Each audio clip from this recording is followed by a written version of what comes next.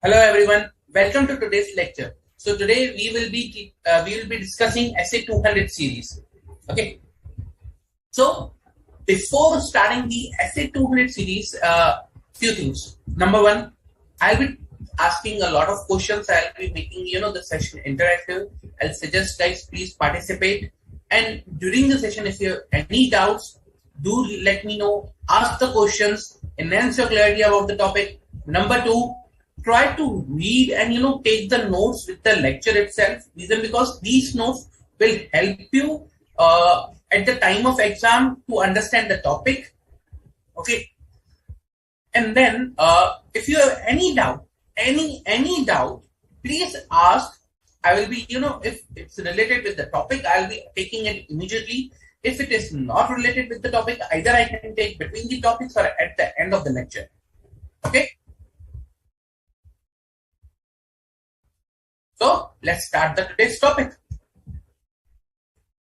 So I'll start the topic with one case. Basically, we'll discuss one case and then I'll start the topic.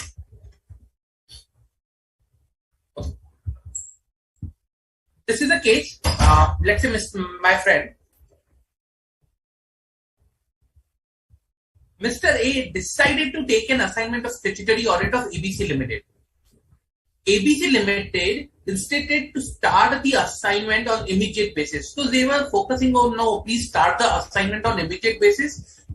We have to, conduct the audit. We are running late and what so. Okay. And Mr. A decided, okay, he will do formalities later and he'll start the immediately. Mr. A agreed to the same. Fine. On immediate basis, he started the work. Later, when Mr. A asked for the listing of datas, first management was reluctant to provide the listing, and later when they provided, they denied sharing the address and the contact details of for external confirmation. Means management was not sharing the details of datas. Okay, so management was reluctant first, and they denied later on sharing the address and contact details. So data was not provided.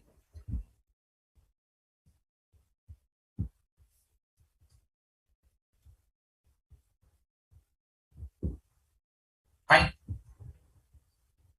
Then Mr. A also requested, please provide me. Mr. A also requested management to provide with additional information regarding working of doubtful debt provision created by management, which management also denied. Like, will not provide. Fine. Amazing management. I've never seen such management, but okay, fine. Mr. A conveyed that it would be impossible for him to conduct the audit as he is not getting the required information. Management of ABC Limited conveyed that it is the responsibility of auditor to conduct the audit with the data that is available with him. So it is the responsibility of the auditor to conduct the audit with the data that is available to him. Don't ask additional data. Do the audit with the data you have. Don't come to us again and again and ask additional data. That was the management saying. Okay. Auditor also, as per the management, it was not agreed between management and auditor that all these things will be required during audit. Again, clearly, management is saying, I was not aware like all these things are required to be given during the course of audit. Otherwise, I would have not hired you, or I would have told you that I will not be providing these things. Fine. So there was a communication gap. So management, so not agreed between management and auditor. Fine.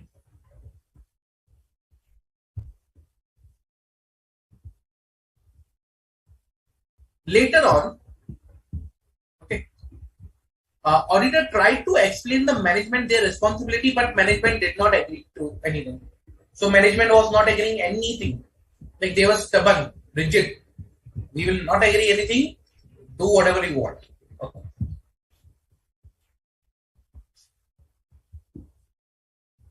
Later, seeing the disconnect and issues with the auditor, management decided to reduce the areas which Mr. A was auditing. Now, as per the revised terms, Mr. A was supposed to audit only liability side of balance sheet.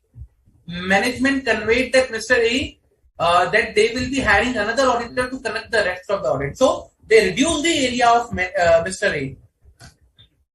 Okay. Now Mr. A was taken away all the areas that he was supposed to audit because he was asking so many questions. There was a disconnect between the management and Mr. A, and hence they revised the terms. Terms were revised. Fine. Later on, what happened is, later on, Mr. A agreed and performed the audit of liabilities and issued partial audit report. Okay. Management of ABC Limited filed a case against Mr. A on the grounds that due to Mr. A's last minute withdrawal from the full scope audit, management was not able to identify any other auditor at last moment.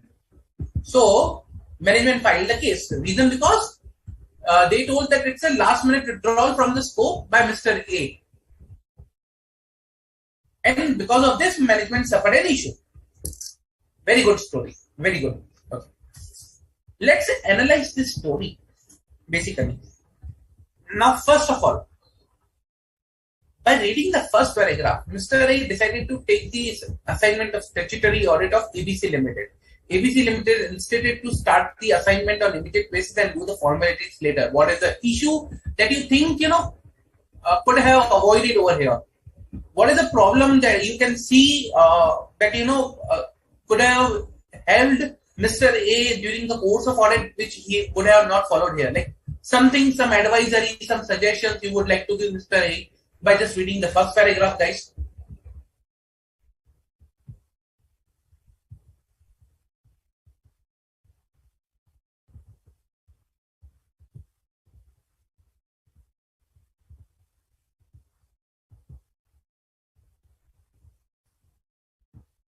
Any suggestions you would like to give to Mr. A by just reading the first paragraph?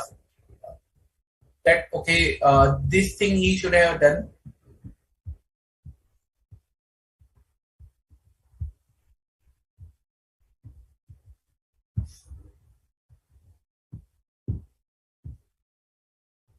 Okay, what I can give a suggestion to Mr. A on the basis of this, instead of doing start on immediate basis, he should have done the preliminary work, and he should have agreed something with the management first. So I'll say, okay, he should have agreed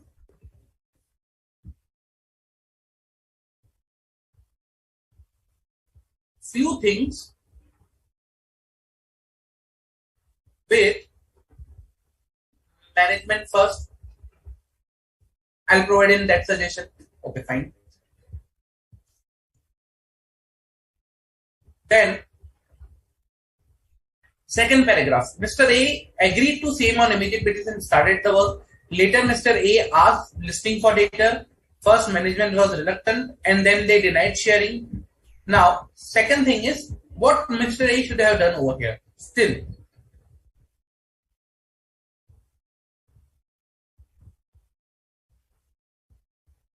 I suggest Mr. A should have, immediately, I think Mr. A should have done immediate communication with management.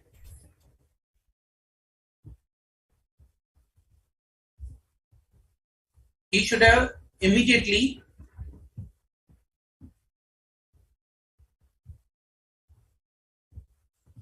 communicated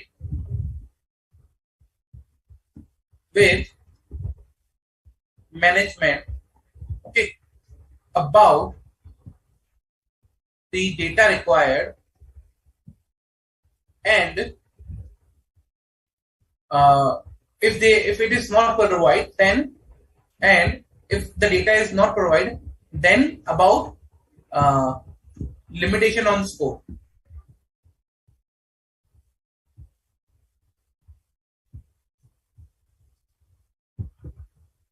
Okay.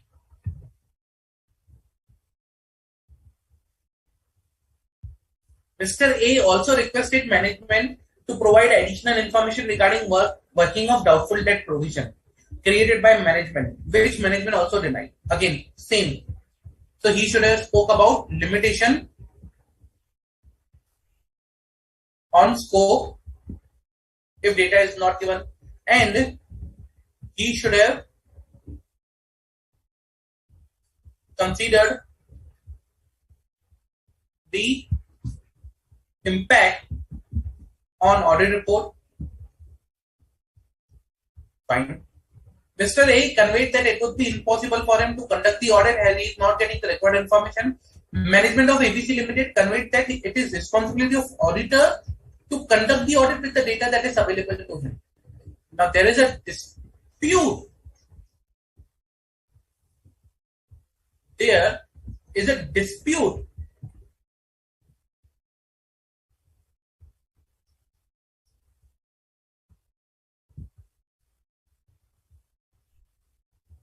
between management and auditor with respect to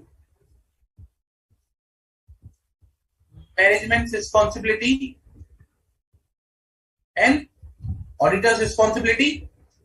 Like what was auditor's responsibility and what is management responsibility? There is a dispute. Now, if there is a dispute, then he should have already agreed, initially. So now, initially, I remember I wrote like agreed. He should have agreed few things. Which are the few things?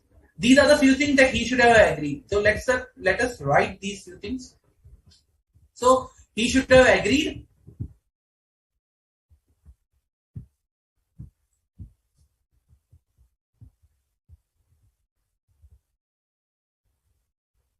management responsibility, auditor's responsibility, because we know that at the later stage they are going to fight about on management responsibility and auditor's responsibility. So better to fight at the later stage. Let's agree at the start of the audit itself. So agreed few things. Now which are the few things? First is the management responsibility. Second is the auditor's responsibility. Fine. And number 3, what he should have agreed is data required. Okay. Number 4, like, okay, if data not provided, then there will be a limitation on scope. Fine. So all those areas where there is a dispute, he should have agreed in the start itself. Now we'll see on which areas he is, having disputes, and we'll try to cover all those areas over here. Fine. Later, seeing the disconnect, okay, management decided to reduce the areas of Mr. A. Now, as per the revised term, Mr. A was supposed to only audit liability side of the balance sheet. Okay, fine. Management conveyed that they will be hiring another auditor to conduct the rest of the audit. Okay.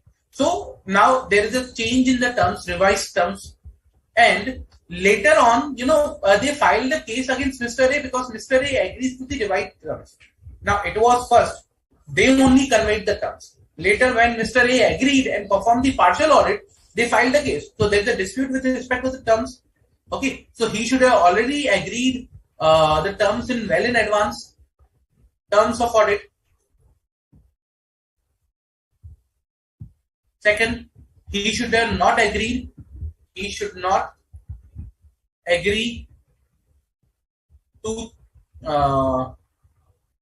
change the terms. Okay, he should not agree to change the terms. Now, these are the things by this whole story we can identify. He should have agreed on the first instance. Clear? If I have to break it down, like for example, I identified, okay, these are the things that he should have agreed.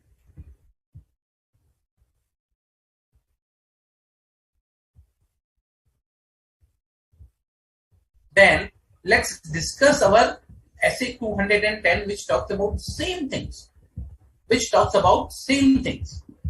What essay 200 says? Essay 200 says that, first of all, title. What is the title? Title says that agreeing the terms of engagement, audit engagement. Okay. Now agreeing the terms. You need to agree the terms of the audit engagement that you are going to take. Okay. That's the one part. Agreeing the terms. and terms with respect to your audit engagement. That's the second part. Clear? So this standard will provide guidance on agreeing the terms. Fine. Okay, good. Then, what is the objective of the standard? The objective here of the standard is to provide you guidance on the agreeing the terms. Number two, what is the objective of the auditor here? Okay. Now, the objective of auditor should be to establish, okay, whether there are preconditions for an audit present or not. Number one, preconditions to an audit present or not. Okay. Now, what are preconditions to the audit? Simple. The areas, the areas that we were, seeing over here.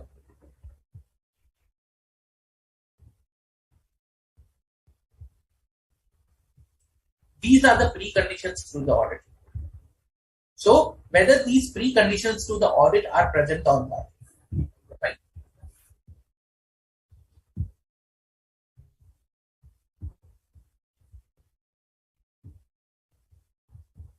Why preconditions? Reason because we know on these areas management is going to fight with the auditor at the later stage. That's why these are the preconditions. Agree on the first instance.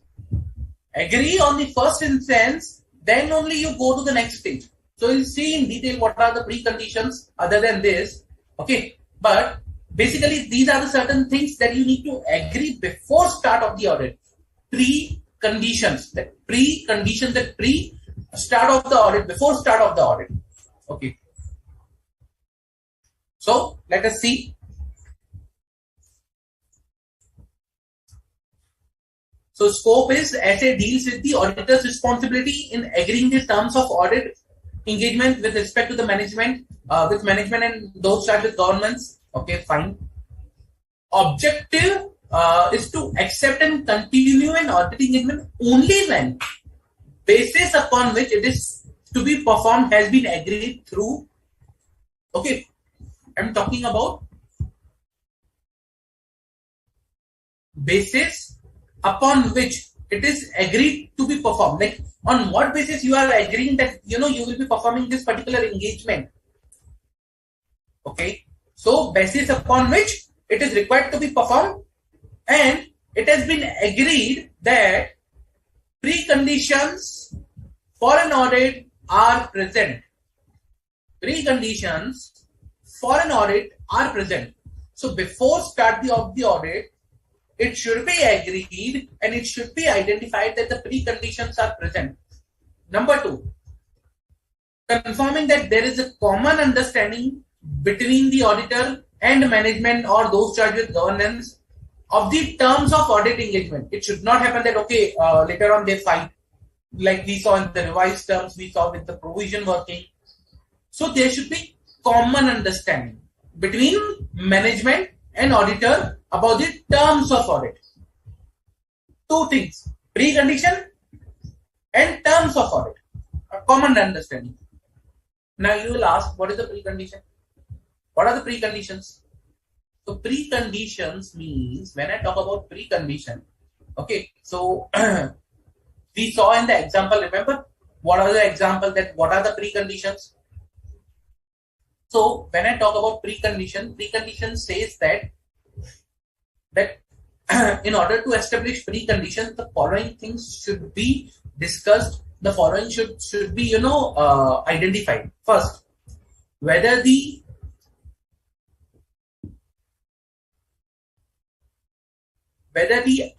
FRF to be applied in preparation and presentation of financial statement is acceptable, means whatever financial reporting framework they are applying. FRF is a financial reporting framework. So whatever financial reporting framework is to be applied is perfectly fine or it's acceptable. Now this is required to be established by auditor.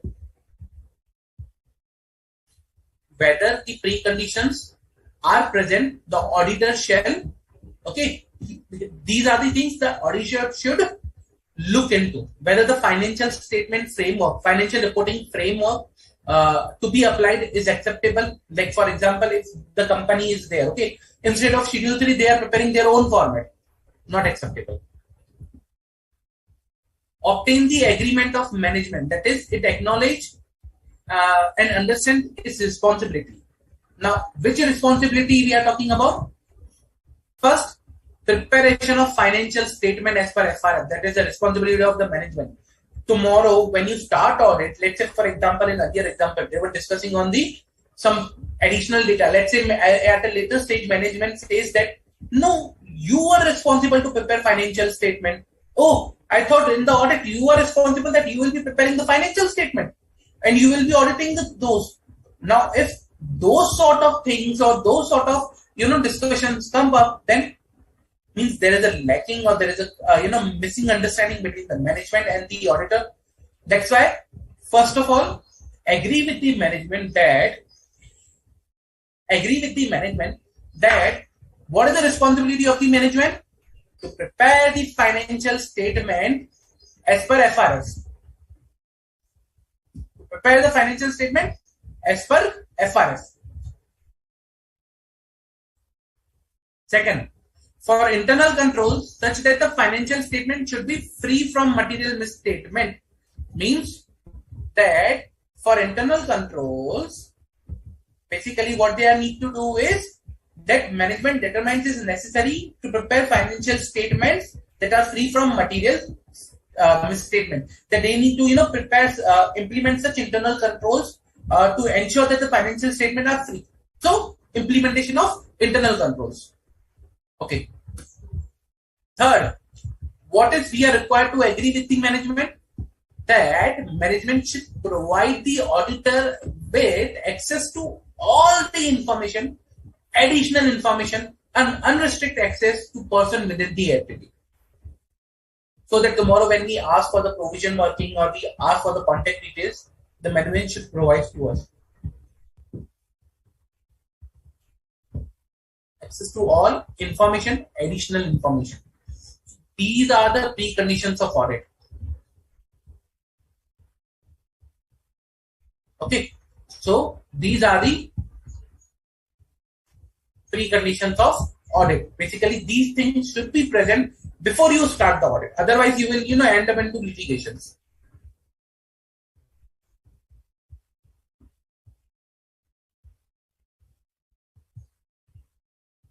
Understood? So there are two objectives. One, whether the preconditions are present. Number two, what was the second condition? That there should be a common understanding of terms between the management. Fine. Now, there's an additional requirement of the asset. Okay, there are some requirements of the asset. We understood what is the preconditions. Okay, and we understood, okay, what there should be agreement in the terms. But other than this, what is the requirement that the asset provides? That, let's say, if management imposes any limitation. So this essay, when I say requirement, it provides you the additional guidance in case when you are stuck somewhere, in case when you are not able to identify what to do, or when there are certain changes in the terms of audit engagement or additional consideration in case of engagement acceptance.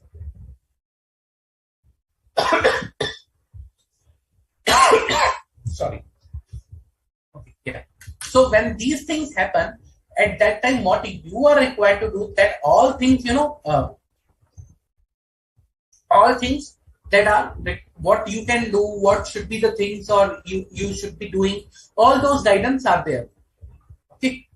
So let us see some of these guidance and requirements of the asset. Good. Okay. Now, first, with respect to the limitation. Now, if there is a limitation on the scope of the audit, okay, for example, management is not providing you the data, management is not giving you, let's say, additional information, or management is, saying that, okay, you are not required to work upon this area, this is not in the part of your audit, and all those such stuff. That management is, forcing you, okay, please do not look onto these areas. So if something, such nature happens, then what you need to do is management or those are the governance impose limitation on the scope of work such that the limitation will result auditor in disclaiming the opinion, the auditor shall not accept such limited engagement. Means if you know that management is already saying that you are not required to see, you are not required to work upon these areas, then you are not required to accept the engagement. Don't accept. Because it will be your responsibility once you accept the engagement that you should provide all the details sufficiently, all the things appropriately, you report appropriately. If there is a limitation, then it will come upon you. Second, if the preconditions of the audit are not present, if preconditions of audit are not present, then auditor shall discuss the matter with management. You need to inform to the management, okay, these preconditions are not present. Please accept these preconditions first, and then we'll start the work.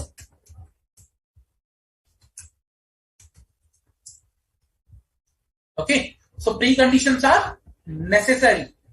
And first, you should agree the terms with the management. So the second point was understanding of common terms of audit. What are the common terms of audit? So audit engagement terms shall include objective and scope of audit, responsibility of the management, responsibility of the auditor, identification of applicable financial reporting framework, reference to other report necessary to be read in conjunction with this report.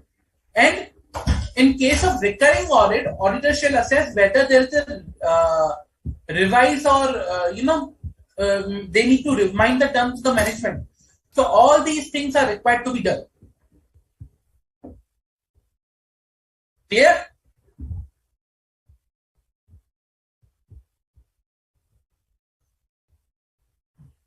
So again, preconditions of audit we saw. If there is a limitation before start of the engagement, do not accept. Simple. Okay. Agree the terms with management. Responsibility, auditor management, objective and scope of audit, applicable financial reporting framework, reference to any other report that you are required to give. And in case of recurring audit, auditor shall assess whether circumstances require the terms of engagement to be revised, or if they need to remind to the management what are the terms. Okay. Any doubt? Any doubt, guys?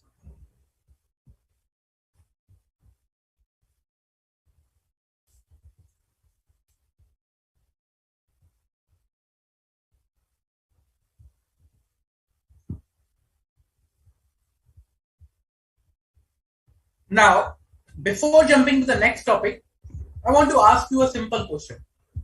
Let's see how good you reply to that. It's MCQ, so basically we'll discuss this thing.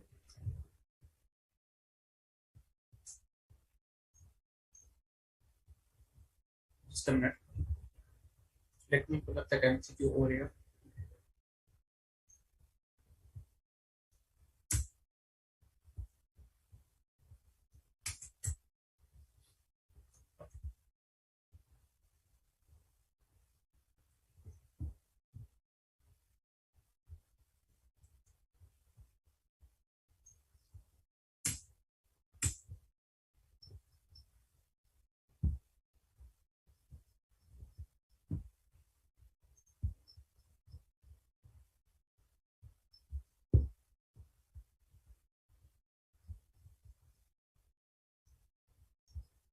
Okay. So let's discuss one MCQ first.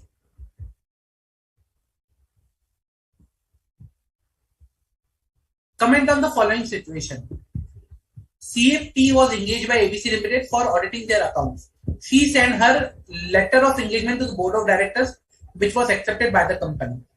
In the course of audit, the auditor was unable to obtain appropriate and sufficient audit evidence regarding the payables. Management requested for a change in terms of engagement to avoid the audit of payables. In the current scenario, what auditor should do? The auditor should not agree to the change in terms without where there is no reasonable judgment for doing so. The request of management for change in terms is justified.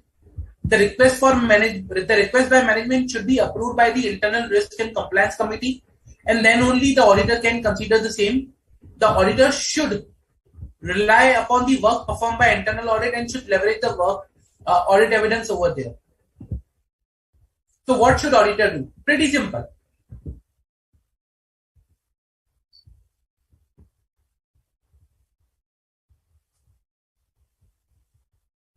Come on, guys. So now what should auditor do in this case? Correct? Absolutely correct, Himanshi.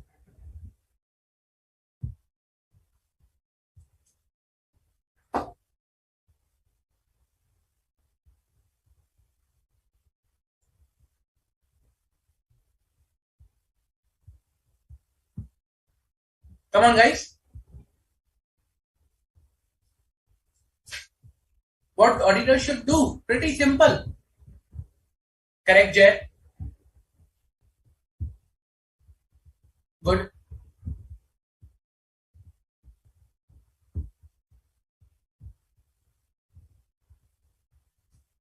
So the answer is the auditor should not agree. Simple. We already know that okay, auditor should not agree to change in terms. We also saw over here.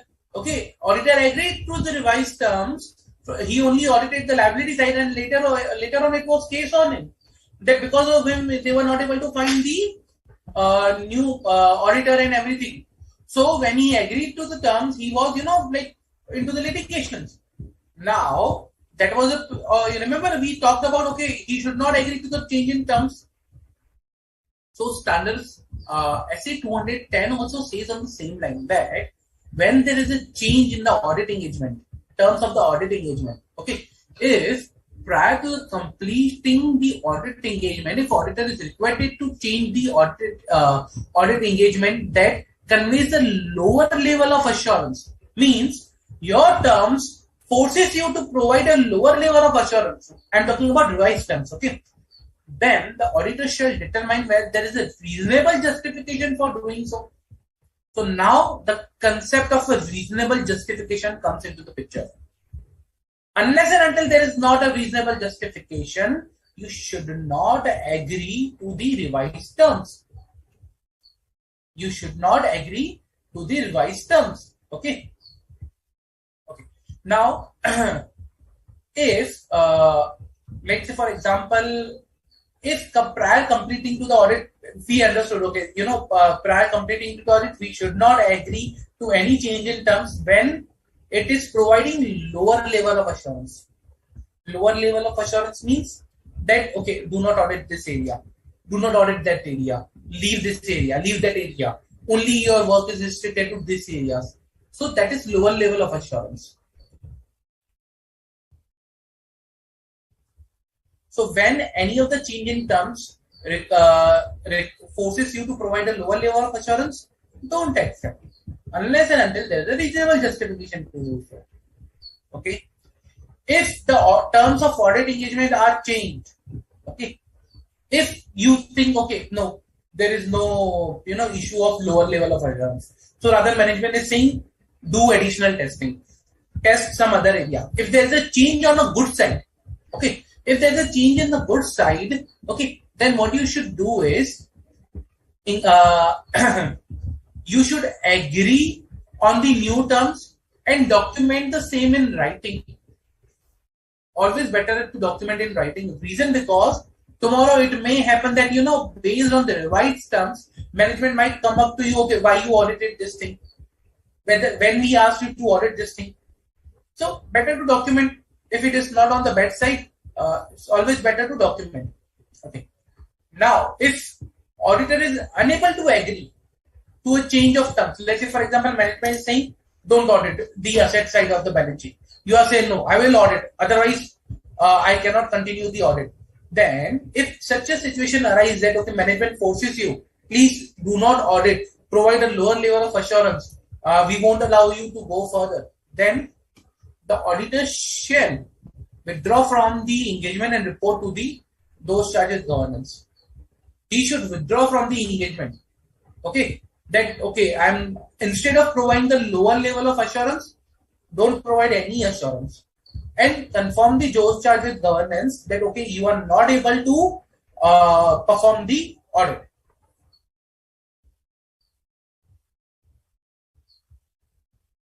Now, two things. One, at times withdrawal is not possible. Okay, at times withdrawal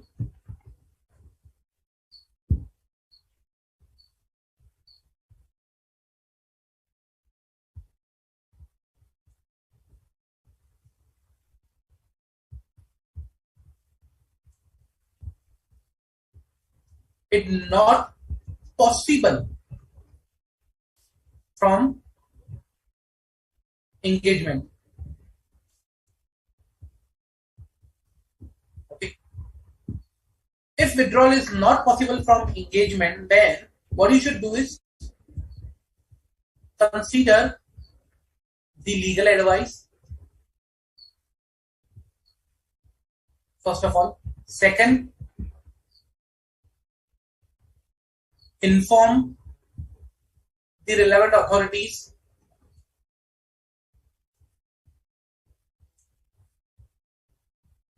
Okay, about the situation. Third, if you are not able to provide any assurance, then disclaim the opinion. Or if you know that this limitation or something, is creating a burden, creating a limitation for you to gather the sufficient and appropriate audit evidence, then disclaim the opinion and say that okay, you are not able to gather the appropriate audit or evidence, and hence you feel that okay, like there is, you cannot give any opinion.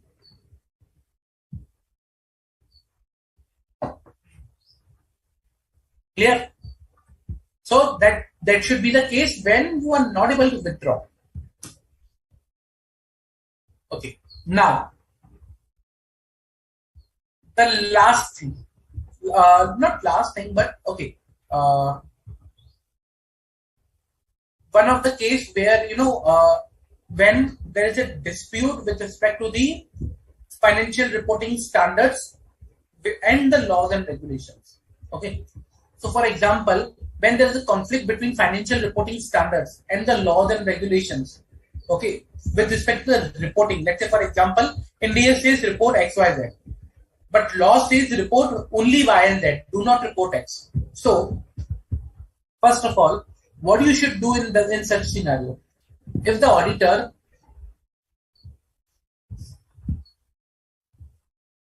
should determine where there is a conflict between the financial reporting standards and the additional requirements.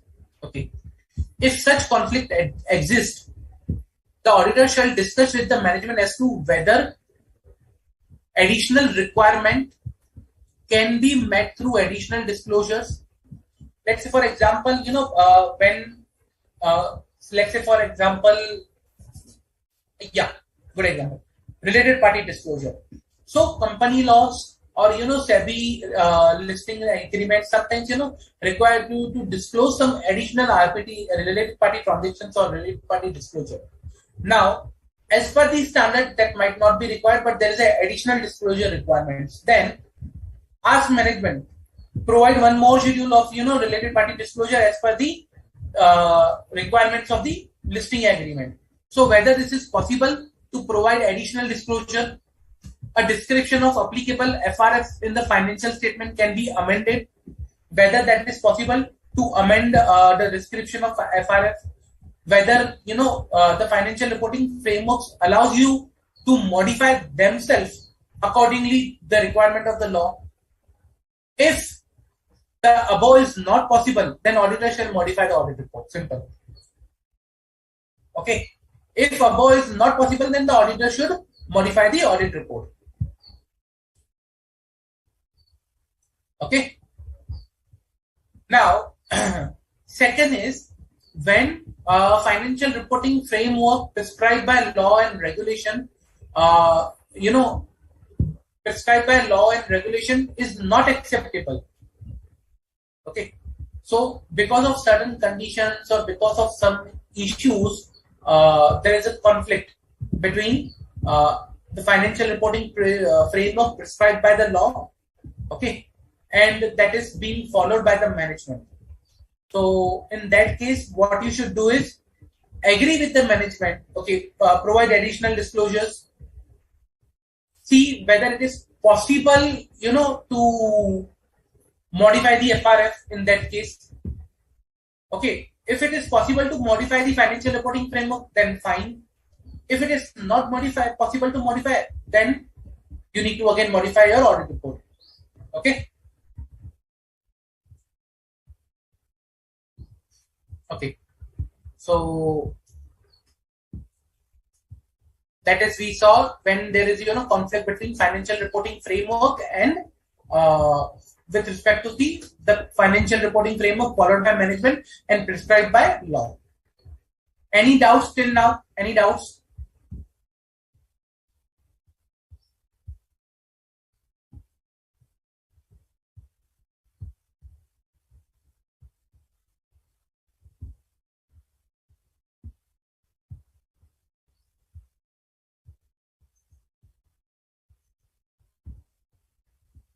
Any doubt, guys?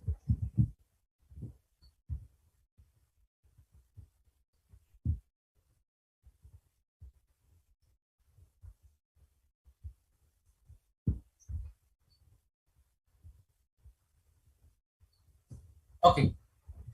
So you want to understand what is the legal advice for withdrawal and relevant authorities. Legal advice for withdrawal means, remember there was a circular by, I think it was issued by SEBI on the auditor's resignation.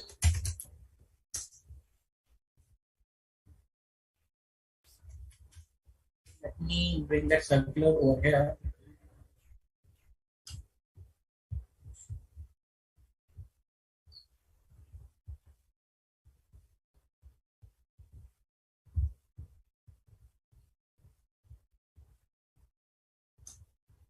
Just a minute, let me bring the circular over here so I can specifically guide you.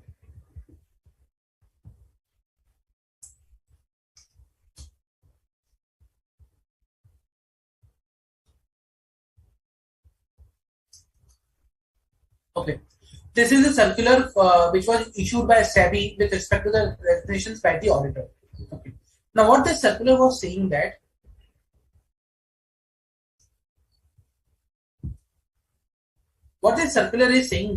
for all listed entities, material subsidiaries shall ensure compliance with the following conditions while appointing and reappointing an auditor. Okay. If the auditor resigns within 45 days from the end of the quarter of a financial year, then the auditor shall, before resignation, issue the limited review or audit report for such quarters. Okay. Now, here, when, let's say, for example, in this case, there was a change in terms. There was a change in terms of scope of audit. Okay, because of which there was a limitation. Now, auditor cannot resign because this condition. Because of this condition, let's say the time limit left for such quarter is less than 45 days. Okay, now auditor cannot resign. So what auditor should do is, first of all, inform management that this is a scenario. In this case, I am forced to issue disclaimer of opinion. Number 2, inform relevant authority. In this case, relevant authority will be SEBI plus, if required, MCA. Number 3, also here those charged with governance. Okay. Number 3, seek legal advice. Now, why legal advice? Reason, because you are going to issue disclaimer of opinion. Now, tomorrow, if management can come to you and say that, okay, whatever scope that you are saying there was a limitation, it was not a limitation.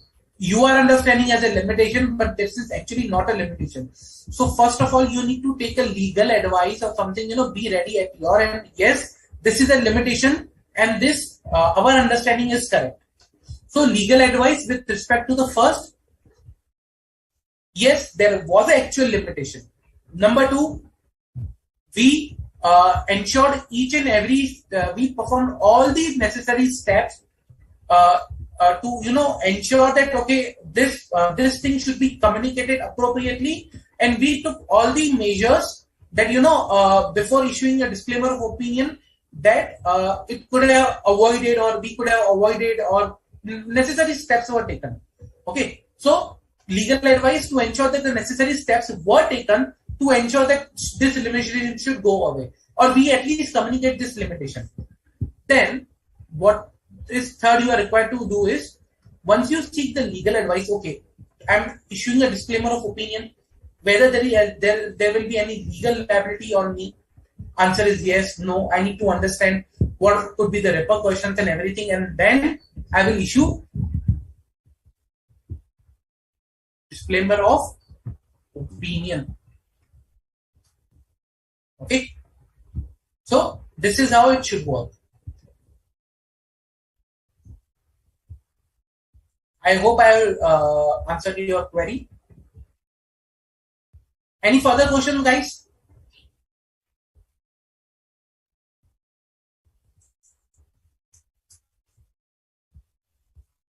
Any further questions?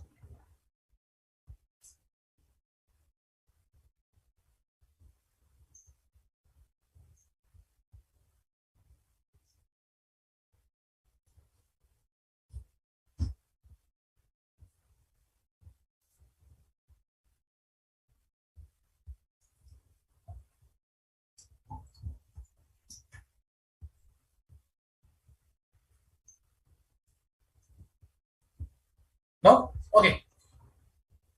Let us go now and solve some of the MCQs. Let me see.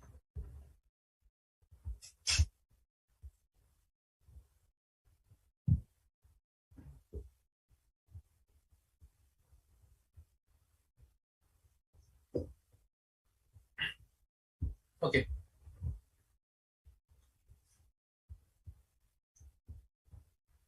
Let us solve few questions.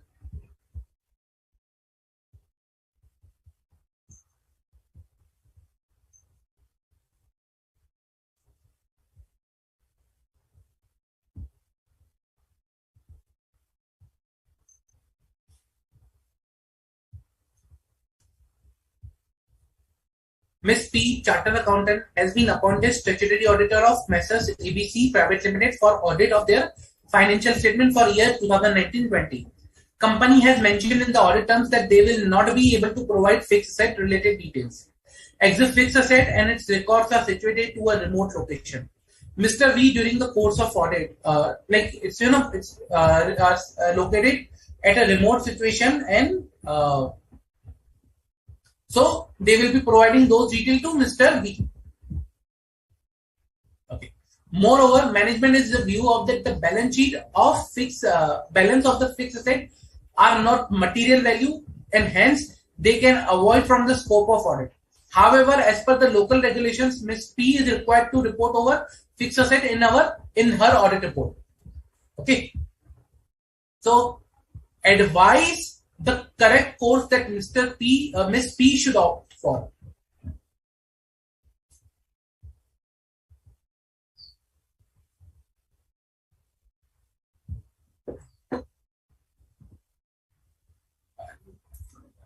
Over here, it's Ms. P. So, what is the options available? As per SA 210, auditor should refuse to accept the audit engagement when management imposes limitation on the scope of audit. There is no limitation on the scope of auditor's work as the fixed assets are of no material value. So, auditor should accept the appointment. Auditor can accept the audit engagement if management gives representation that there is a material there is no material misstatement.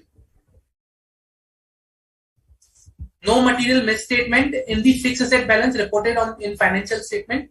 And fourth, if management can provide internal audit reports stating that the representation then the auditor can accept the engagement.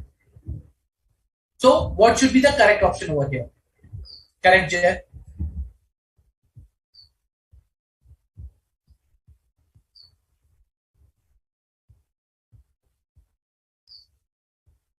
Come on, guys. What should be the correct option over here?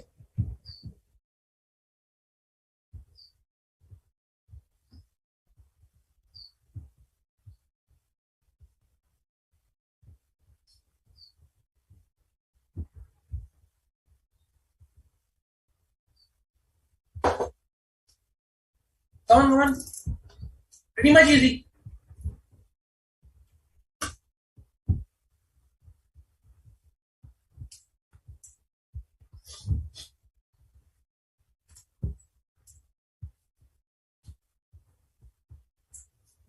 Pretty much easy. I'll say seriously.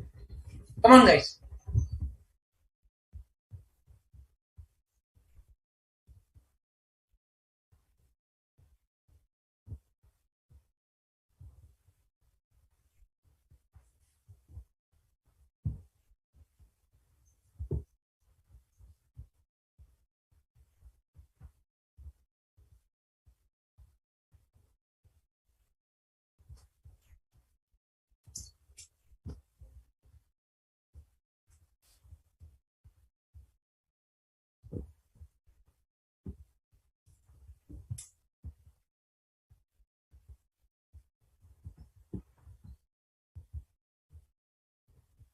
Come on, guys. Pretty much easy.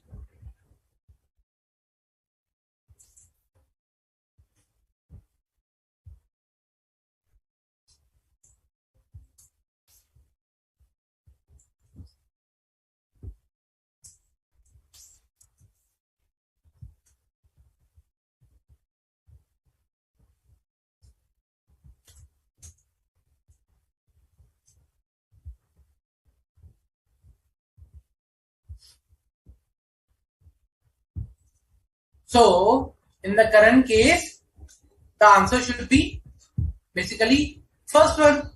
He should refuse to accept the audit engagement when management imposes a limitation on the scope of audit. Simple. Okay. Fixed asset of no material value, but there is a additional requirement of reporting on fixed asset. So this is not the correct. Again, management representation will not do any good. Internal audit report will also not do any good unless and until we are required to report separately. We need to obtain evidence that is there. So the first one is the correct option. Okay.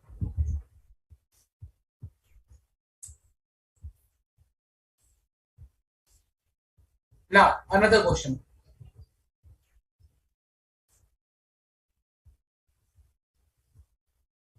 Your firm has been reappointed as the auditor of APC Limited, a well-established manufacturing company. Till last year, management was ready to provide all the written representation. However, during the current year, management denied to provide all the written representations and asked the auditor to incorporate the same in the engagement terms. Okay.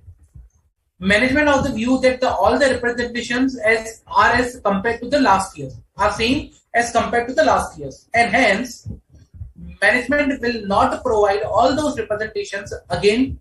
Auditors should leverage from the written representations provided in the previous year. In the current scenario, consider the importance of management representation and how should treat the change in the engagement terms for the recurring audits. So, first of all, management is not going to provide you the written representations. Management is saying representations are same compared to the last year. Leverage that only. We are not going to provide again and again same thing. So auditor should not agree or should not accept the change in terms of engagement if they are not justifiable. Auditor can leverage the comfort and can use last year's written representation. Auditor should ask approval from the shareholders of the company for such change in terms. Auditor should start the audit and then should not wait for the finalization of engagement terms, as this is the recurring engagement. What auditor should do in the current case, guys? Come on. What auditor should do in the current case?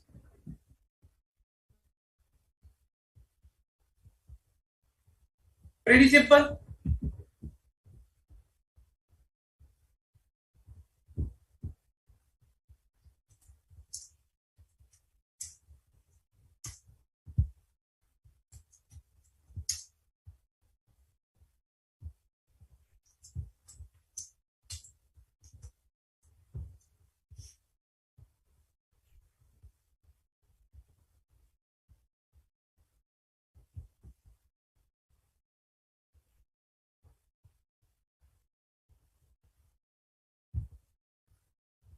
Pretty simple, correct?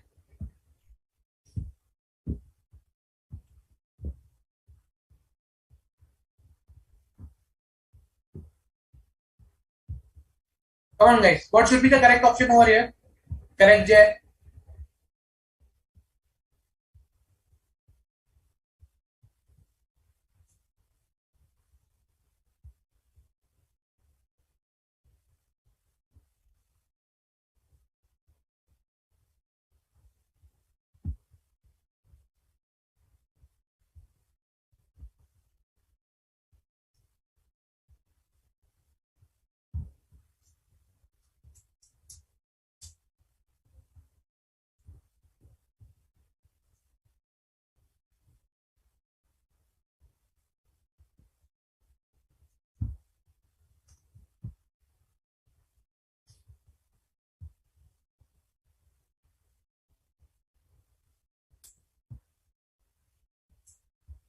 Come on guys, come on.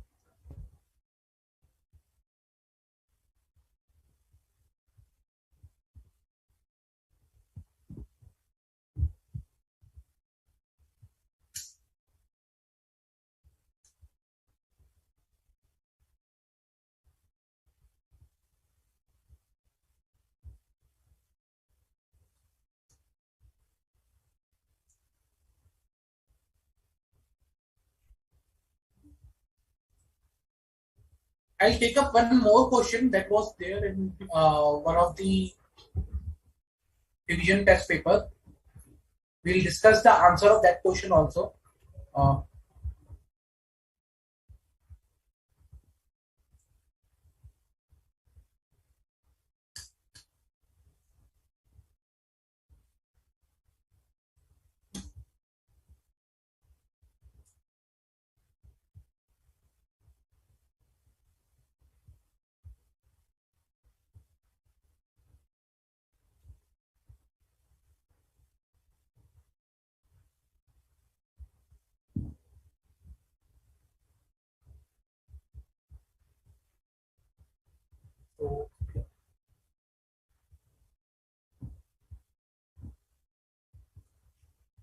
Okay, so in the current case, what will be the answer here is, in the current case, again, many auditors should not accept the terms and conditions till the time it is not justifiable.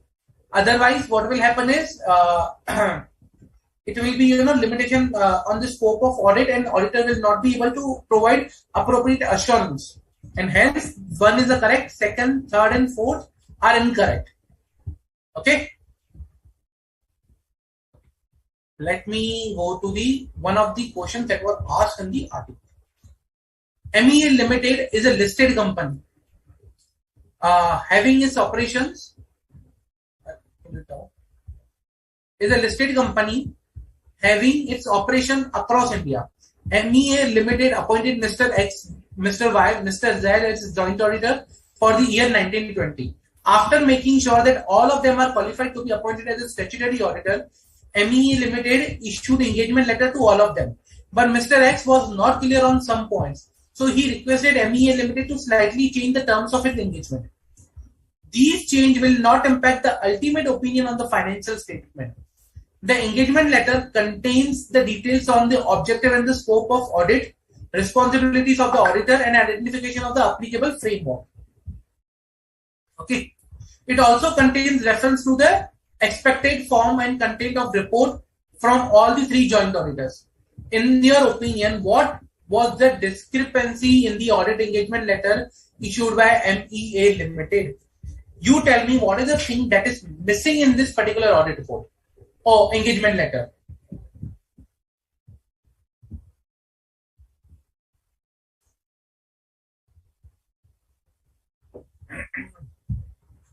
Okay, so we already discussed what are the areas that should be there in an engagement letter. What are the things that are there for the precondition of the audit?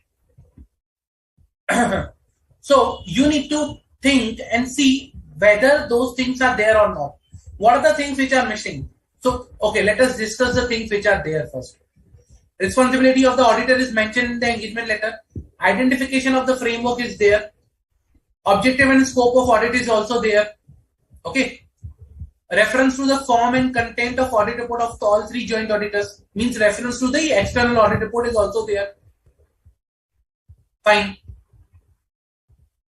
What is missing then? What is missing? We see all these things are there. Then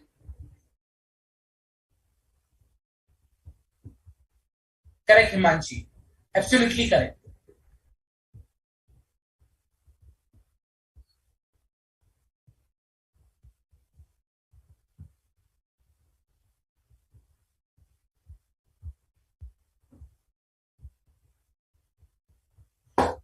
Come on, guys. What other thing is missing over here?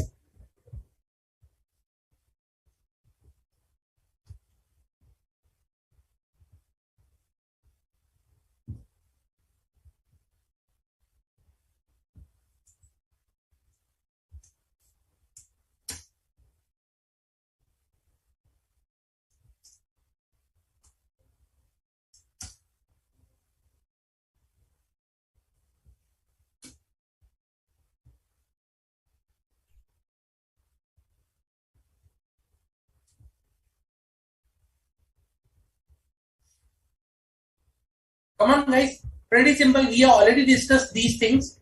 So you need to just think what is the thing that we are seeing or we are thinking, that should be missing over here.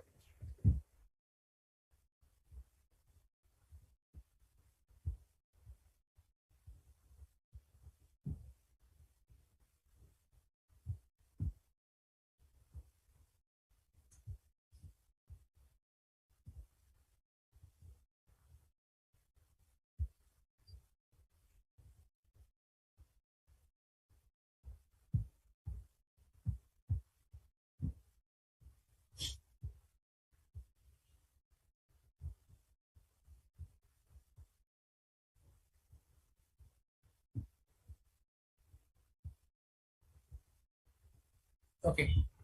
So in the current case, the missing important thing is management's responsibility. Okay.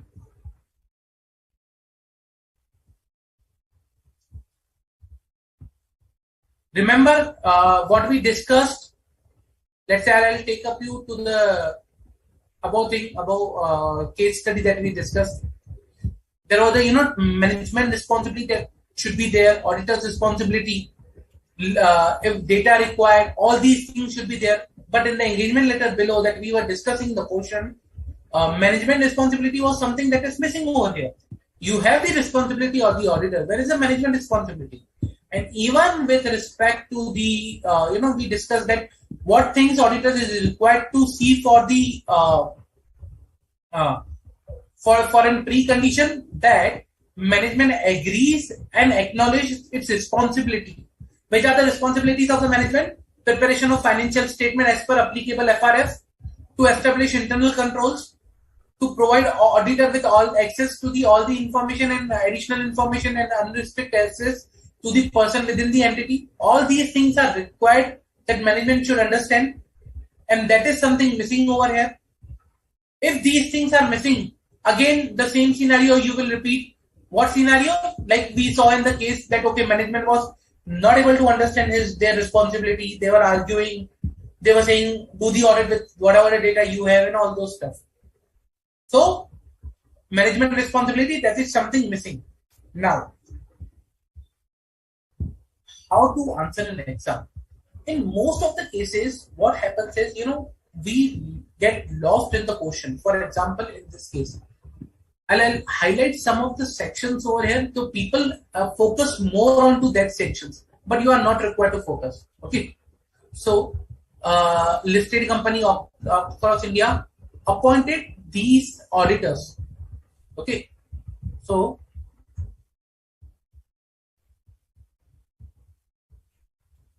appointed Mr. XYZ as in joint auditors. So first things come into mind. Oh, it's a joint auditor. We should think about SA 299 or joint SA with joint auditors. Okay.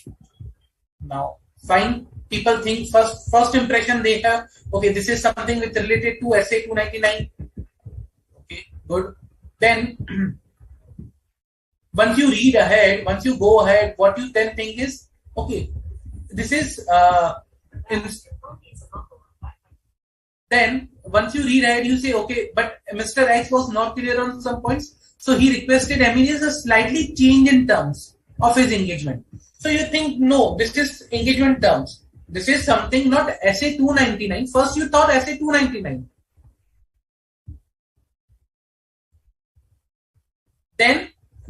Then you thought, no, from SA 299, SA 210, but it is with related to change in terms. Okay, and you go on and read, you see, okay, the change will not impact ultimate opinion on the financial statement. The audit engagement letter include all these things. This it is also contain reference to this. In your opinion, what discrepancy in the audit engagement letter issued by MEA Limited? So what you do is you focus this word over here, discrepancy in audit engagement. You focus on this word with respect to slightly change of terms. You correlate with that and you answer accordingly. Okay, so most of the students work in that way. When they start reading the question, they start forming, okay, which topic it is, and by the time they reach on the bottom of that question, they already are, formed an opinion. Okay, this question is with respect to this topic, and we need to answer it in this way. But your actual questions start from this particular place.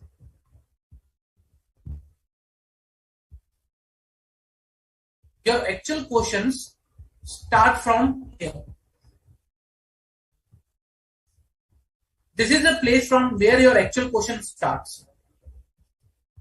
Above is just the background that is given for to set up the question. This is the starting point of question.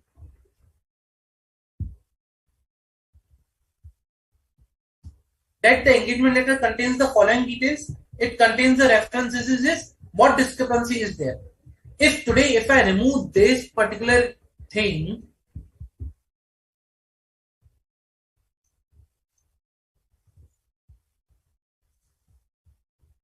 still you will be able to answer.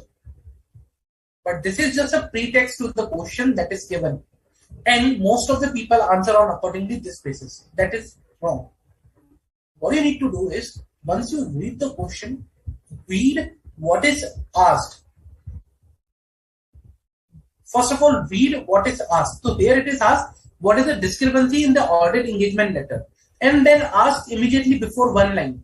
The engagement letter contains these details. So you need to correlate not with the change in terms, but with respect to the discrepancy in the audit report and in the content which is given.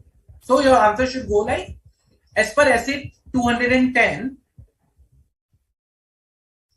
agreeing the terms with audit engagement, the auditor shall agree the terms of the audit engagement with the management of those charges governments as appropriate, subject to the prescribed laws and regulations. The agreed terms engagement shall be recorded in audit engagement letter or otherwise suitable form with the written agreement, and shall include objective and scope of audit, responsibility of auditor, responsibility of management, identification of applicable FRF, reference to the expected form and content of any report.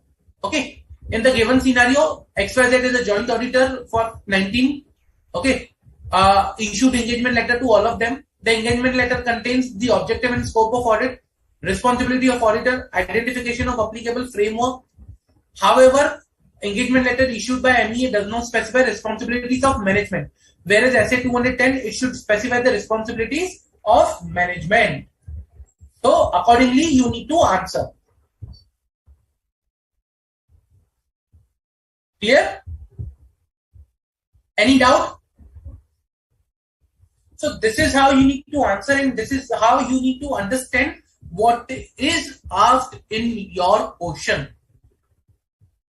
Do not jump onto the conclusion when start reading the question. Okay, this is by first line I can tell you from which topic it is. Don't do that. Don't do that. Not required. Understood?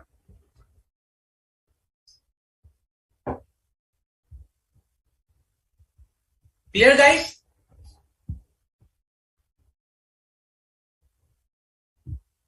Okay. That was my SA 210. agreeing the terms of audit engagement.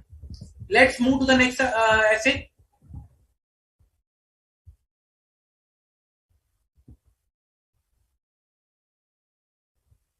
First, I'll take a small essay, that is essay 230, that is audit documentation. Okay, we'll be first talking about audit documentation because it's very important. And first, let's have understanding of the audit documentation, and then we'll come to the essay 220. Okay, audit documentation. As the name suggests, it's something about related to the documentation thing. So it is talking about what should be the form of documentation and what should be the appropriate documentation. Okay, so here the scope of essay is to objective and scope of this particular essay, okay, is that to prepare audit documentation for an audit of a financial statement. So this scope is related to the documentation thing. The essay will guide you regarding the documentation thing. What are the objectives of the particular essay? Objectives are that the auditor should appropriately sufficient and appropriate record for the basis of audit report. The auditor should have a sufficient and appropriate record. Number 2, that evidence that the audit was planned and performed in accordance with the essay. Means you should have sufficient evidence that audit was planned and performed according to the essay and law. But how will you ensure, how will you prove that the audit was performed as per the essay? By having documentation on hand. Okay, this is the requirement of essay, this is what we plan, this is what we perform, and all those 3 things are in line. Okay, now what are the requirements? First of all, let's understand what are the requirements of this particular essay, and along with that we need to understand what do we mean by appropriate and sufficient audit documentation.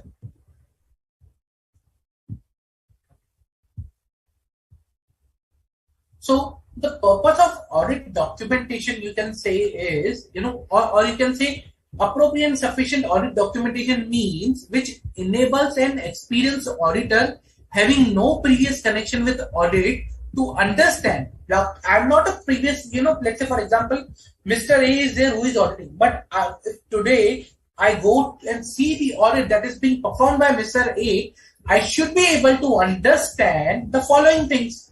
What are the following things? The nature, timing, and extent of the procedures performed, results of the audit procedures performed and evidence obtained, significant matters, the conclusion reached, and significant professional judgment. If an independent person other than the auditor, if he is able to understand all these 3 things, then there is a sufficient documentation. Sufficient and appropriate documentation. Okay, if an independent person, let's say, audit is being performed by Mr. A, if today I go, let's say for example, after the close of audit, let's say 2 years later,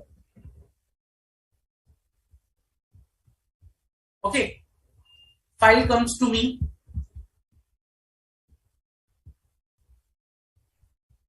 for review by whatever reason. Okay, let's don't go into the reason. By whatever reason it comes to me for review after 2 years. Now, if I am able to understand,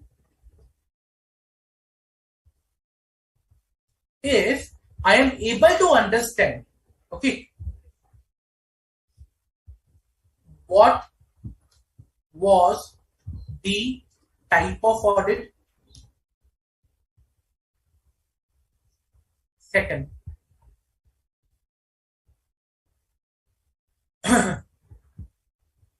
what was the period of audit? Okay. Third, when audit procedures were performed. what audit procedures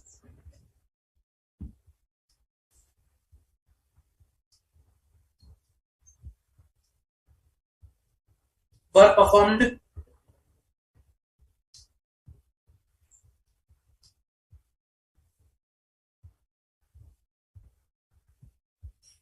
which areas were covered in audit procedures. Okay. Then what was result of these audit procedures?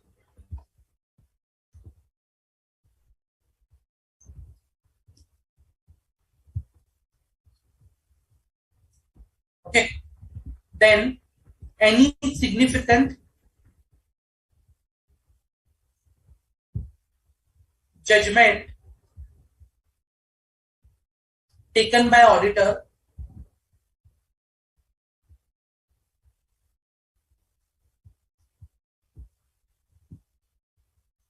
and its basis. If I'm able to understand all these things, then like the first one, type of audit and period of audit, let's say nature of audit I'm talking about, when audit procedures were performed, timing, and what auditor procedures were performed, extent. So nature, timing, and extent of audit procedures. Okay, whether these comply with essay, so whether what these were performed and whether they are as per the essay or not. So whether it is as per standards on auditing and law.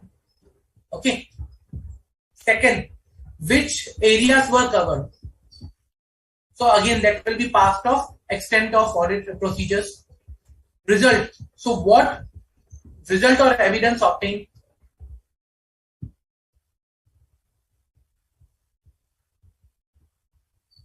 Then significant judgments. So whether any significant judgment taken by auditor and its basis. So we will understand the professional judgments.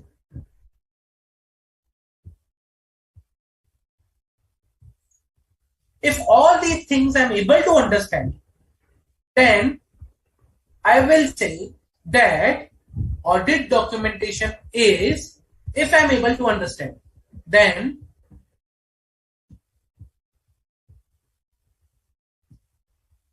audit documentation is sufficient and appropriate. Okay, is sufficient and appropriate.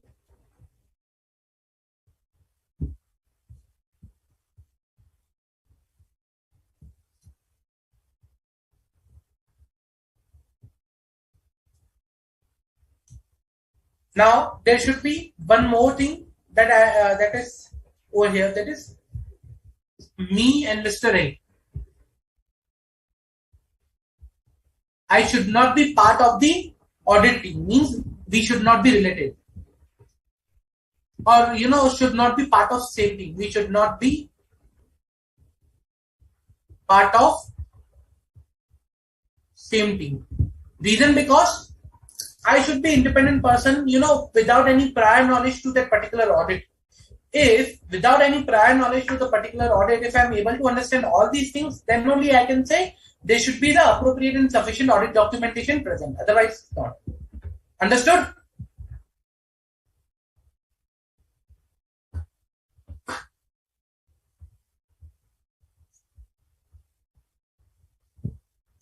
Okay. So this is appropriate and sufficient audit documentation that is there. Now, when I talk about documentation, so what should be documented? What should be form, content, and extent of the documentation? Like how detailed we should document. So first of all, to document, what you need to do is we need to ensure that size and complexity of the entity. We should take care about, what is the size and complexity of the entity. Audit evidence obtained and its significance. Methodologies and tools that are used. Identified risk of material misstatement. Nature of the audit procedures. Exceptions identified. All these things are the element that, define, okay, what should be form and content of my audit documentation. So these are the areas that ensures, okay, these what should be my form and content of my audit documentation.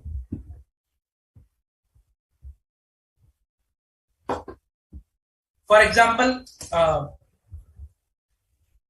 audit programs. If I talk about audit documentation, means audit programs, any memorandums that are written, summaries of significant matters, letters, confirmation, management representation letters, checklist, work papers, all these are part of audit documentation. Okay. So, see, now it may happen, there are certain versions of drafts of audit documentation. For example, working paper. There will be version 1, version 2, version 3, version 4, partially documented things. So whether these things are required to be included in the documentation. Let me ask you one question on the basis of this.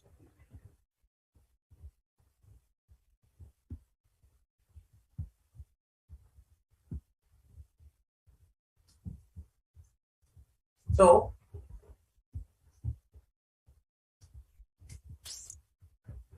we'll discuss these questions later, but first let me ask you one question. Mr. A, the engagement partner,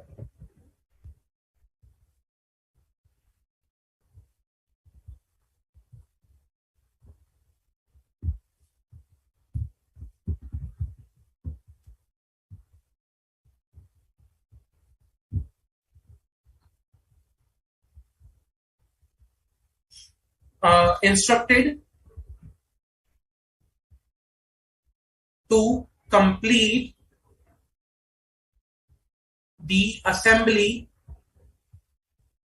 of audit file after issuance of audit report. After issuance of audit report.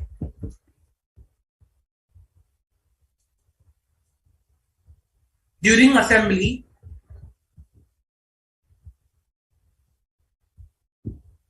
Mr. C, manager on assignment,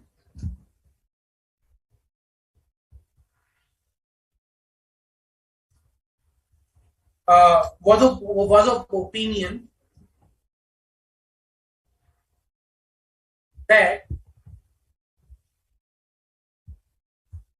all the documents, including draft memorandums,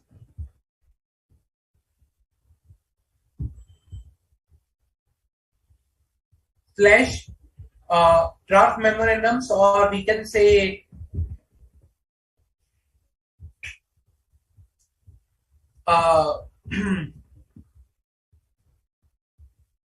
raw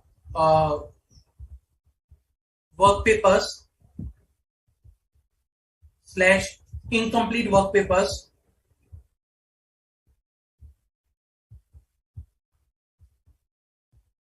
incomplete work paper versions, okay, are also required to be documented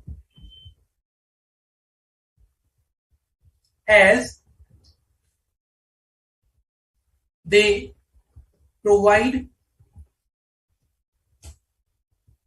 details regarding the preliminary thinking process adopted by team.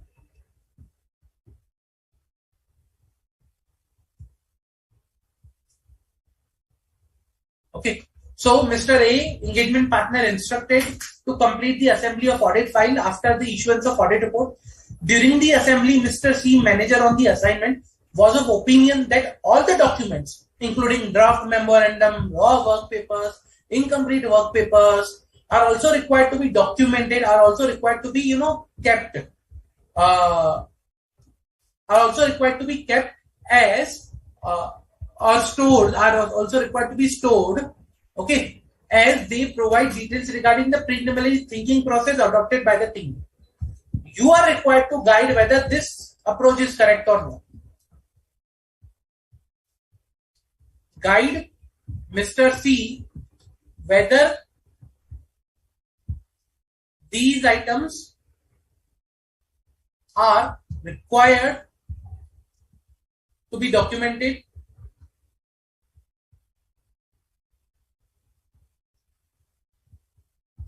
So guide Mr. C whether these documents are required to be, are required to be documented or not. Come on, pretty simple.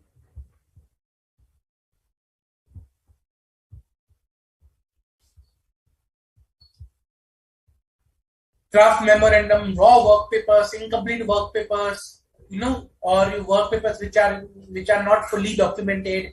So these work papers, they show preliminary thinking process adopted by the team, and hence Mr. C wants to include these into the audit documentation. Now, whether Mr. C is correct or not, you will provide me an answer.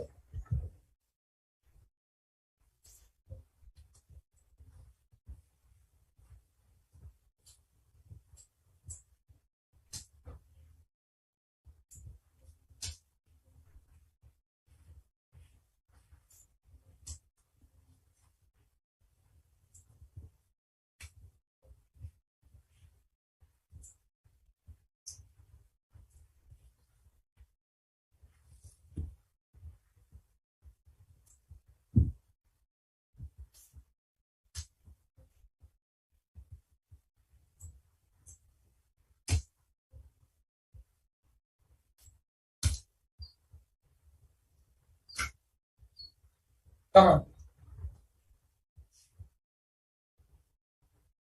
So whether they should be included or not included, guys?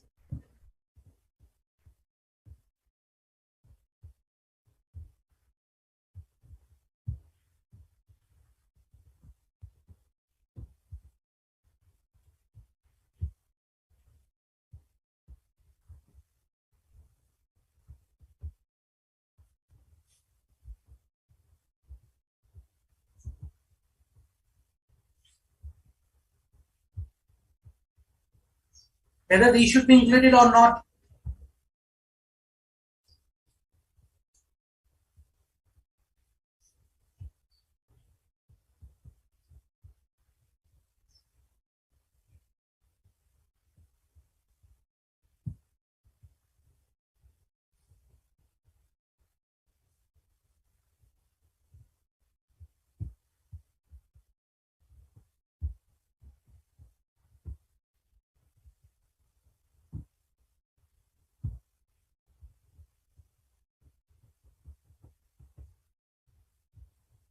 Okay.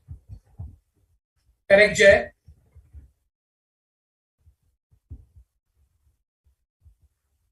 Correct, Himanshi. Correct, totally, absolutely correct.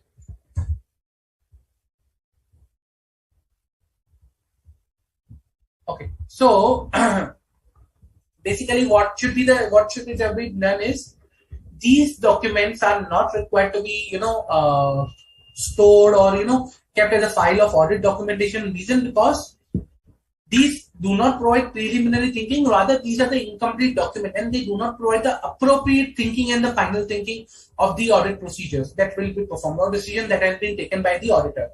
And hence, auditor is not required to include, auditor is not required to include these documents. So, not required to include these documents into audit documentation, as these are not final one. They only just they are incomplete and they do not appropriately provide what the thinking process of the auditors were or what was the final conclusion they obtained. Okay,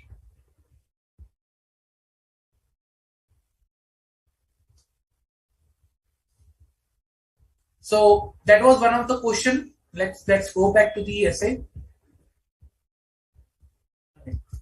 Now, with respect to the documenting nature, timing, and extent of the audit procedure, what they are required to document is what test and how it was performed, who performed the test and when it was performed, who reviewed and how he reviewed and when it was reviewed. Okay. Also, document discussions on the significant matters discussed with the management and those charged with governance. So all these things are required to be documented with respect to the nature, timing, and extent of the audit when we talk about the audit procedures. Okay. Whenever there is a, let's say, departure from the relevant requirement of a standard, okay, at that time what we are required to do is either we are required to document that what alternate audit procedures was performed because there was a departure, and second, what was the reason of the departure and what is the effect of the departure on the audit report. So two things: alternate audit procedure and reason for the departure and effect on the auditor's report. These are the things that are required to be documented. Okay. Now, how to document things that arise after the date of audit report?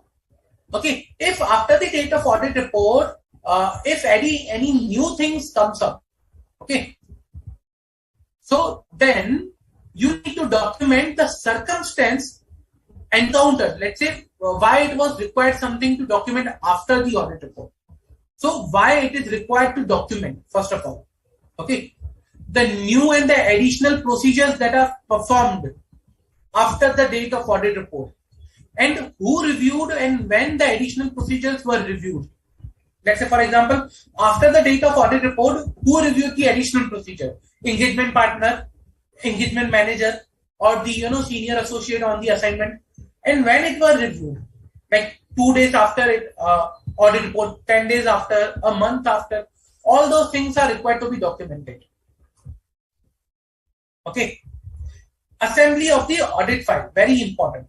Assembly means that after the completion of the audit, after the issuance of the audit report, all the documentations and everything are required to be kept at one place and to be assembled in a correct way. So complete assembly after the signing of audit report within the stipulated time. Some firms follow 15-day time limit, some follow 30-day time limit. So there should be one time limit within which that should they should assemble all the audit documentation at one place and prepare a file. Okay. Complete the assembly within the stipulated time. Okay. Once the assembly is done, or even the signing of audit report is done, we are not required to alter or change any of the audit document after signing of the audit report. Do not change any of the audit document unless and until there is some necessity, which is this particular category, audit procedures after audit date of audit report. So if you are changing any of the audit report, any of the documentation after audit report, why it was changed, what were the circumstances, what was changed, who reviewed it, and when it was reviewed. Okay. So if exceptional circumstances, then all changes must be reviewed and reason for changes must be mentioned. Clear? Any doubt till now with respect to the audit documentation? Pretty simple, nothing difficult over here. Any doubt, guys?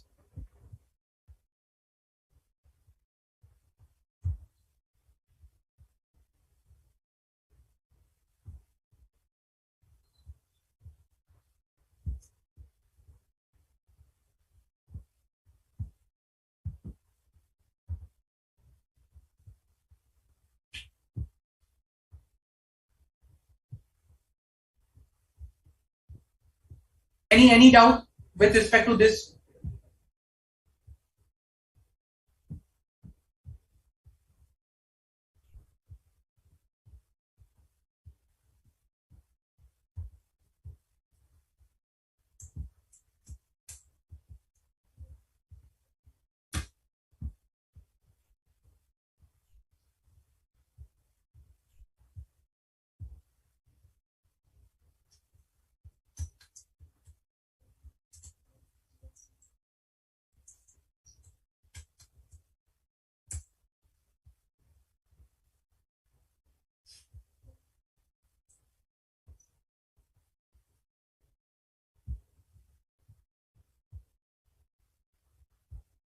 Any doubt, guys? Any doubt with respect to this?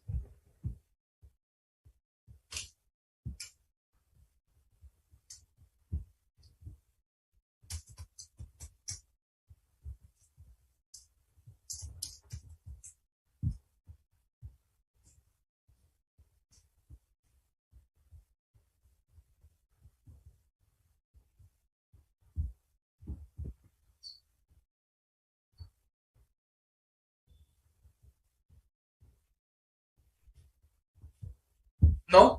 Okay. Let's do one thing. Let's take a quick 10-minute break and we'll gather again and we'll continue the topic. Okay? Let's take a quick 10-minute break.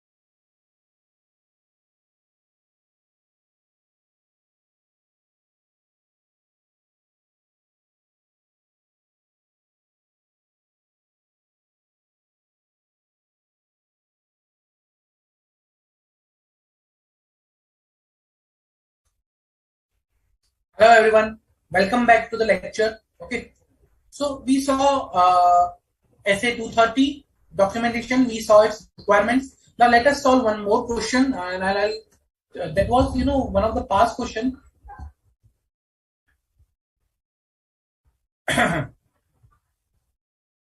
Okay, let me bring that question over here.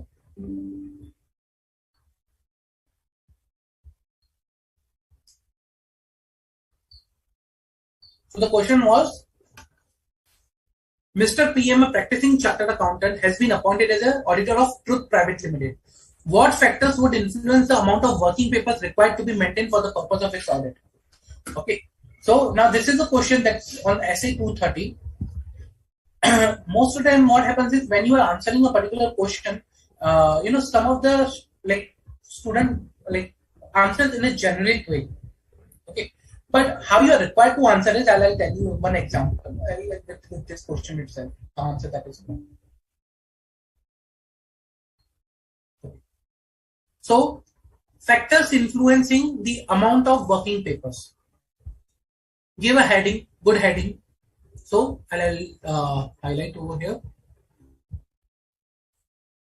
We have a good heading over here. Okay, so give a good heading that is required. So in such cases where there is not a case study, but you are directly required to answer is, just give a good heading so that they can understand. Okay, what is about. So that's a good start, good heading. Okay, then mention the relevant provision. So in the current case, the relevant provision or standard that is applicable, SA 230. So mention that particular provision. What is SA 230?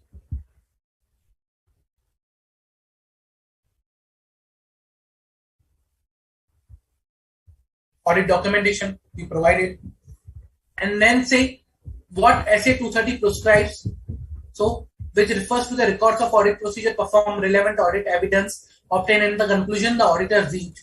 The amount of working paper depend upon such factors as size and complexity of the entity, nature and audit procedure to be performed, identified risk of material misstatement, significance of audit evidence, nature and extent of exceptions, the need to document a conclusion or the basis of the conclusion not readily determinable from the documentation of the work performed or audit evidence obtained.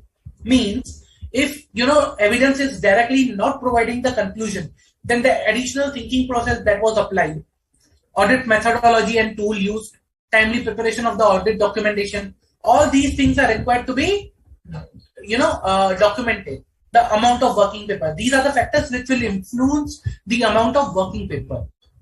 Okay, so this is how you should answer.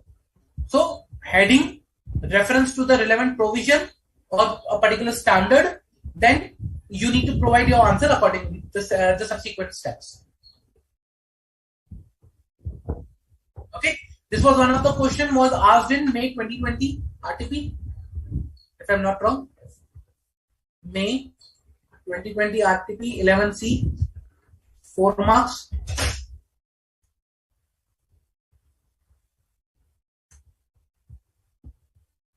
Okay. Now let us move to the some more questions. If I see, let me see if I have.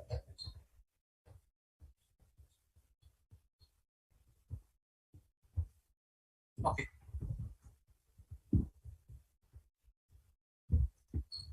Yeah. Let us solve a few more questions and then we'll move to the next particular topic.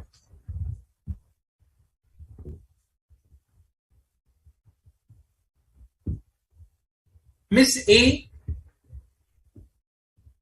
a partner at AD and Company, appointed Miss D as an engagement manager for the audit of PKN Private Limited. Before starting the audit, Miss D was of the view that the terms of audit engagement should be separately documented and archived in the audit file other than the signed engagement letter. Further, Ms. D wanted to document the thought process behind defining the terms of engagement.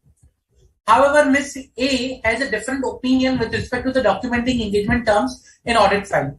She was of the view that the existence of a signed engagement letter in the audit file demonstrates the auditor has agreed on the terms of audit engagement with management, or where appropriate with those charged with governance.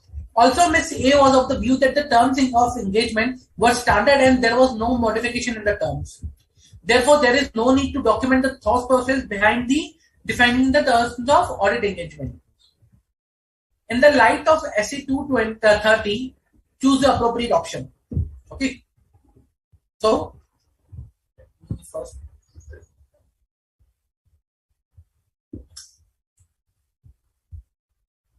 So, what are the options available over here?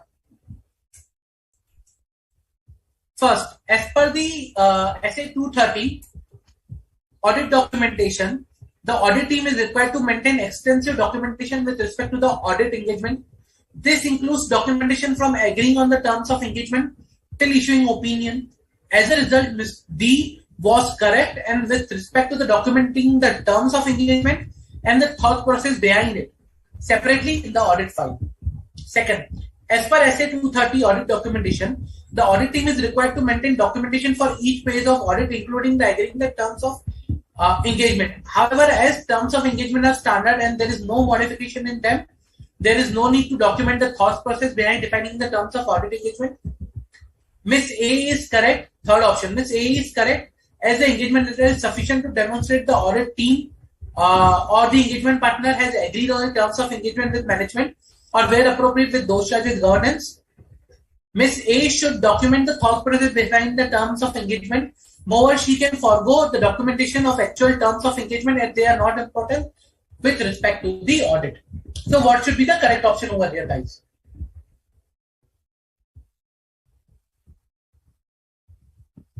So whether they should document the terms of engagement separately and the thought process, or they should not. Select the appropriate option.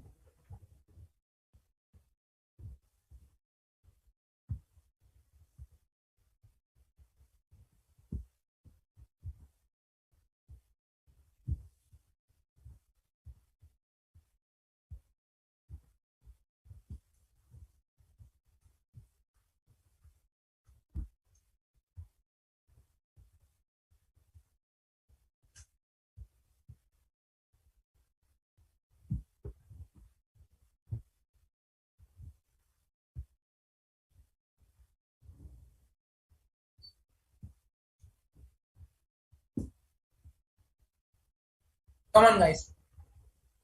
Okay. So I received one answer.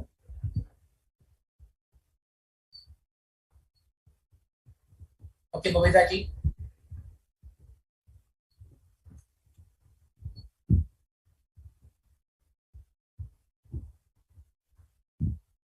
Come on, guys. I'm waiting for your answer.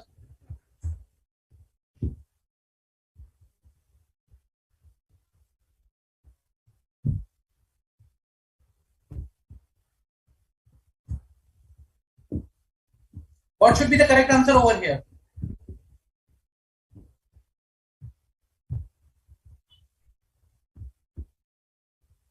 Whether they should or they should not.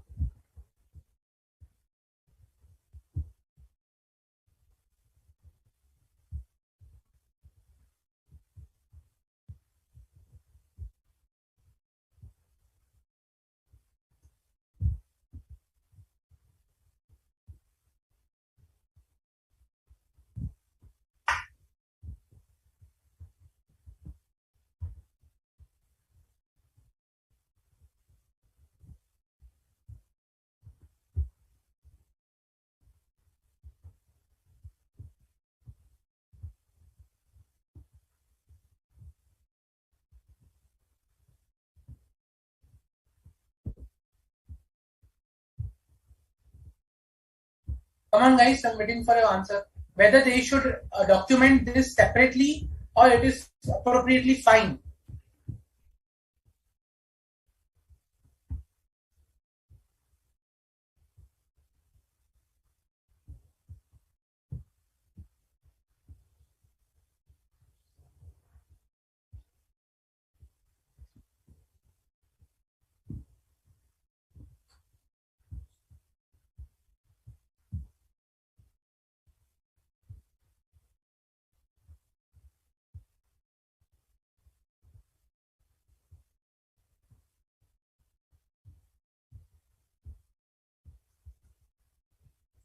So, see, the purpose of documentation is not to provide repetitive documentation or repetitive basically details. However, the purpose of documentation is to ensure that whatever that is documented is appropriate.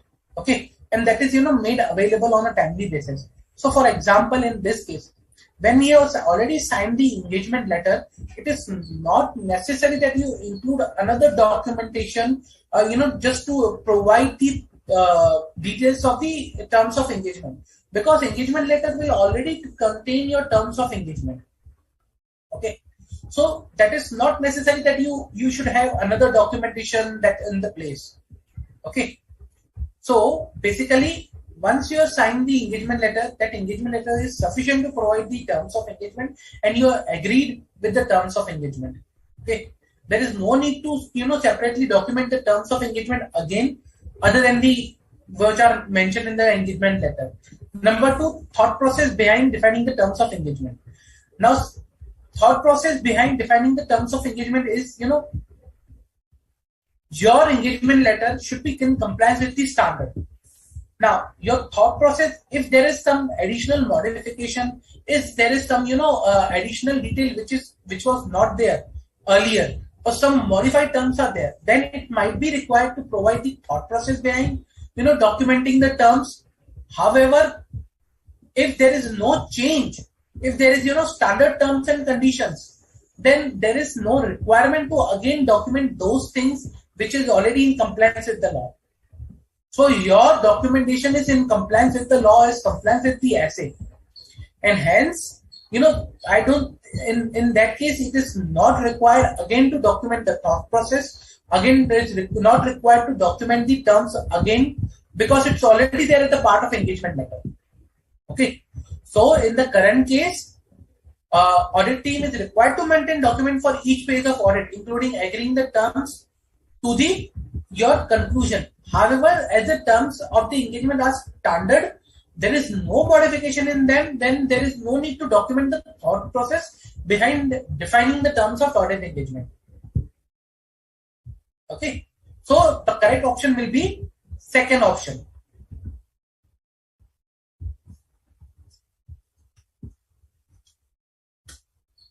Okay, any doubt with respect to this, guys? Any doubt?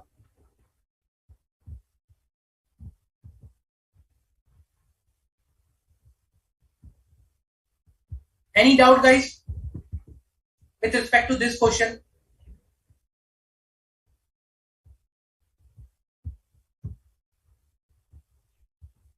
So basically, when I talk about terms, they are already part of your engagement letter. Okay, when if they are part of the engagement letter, should we document it separately?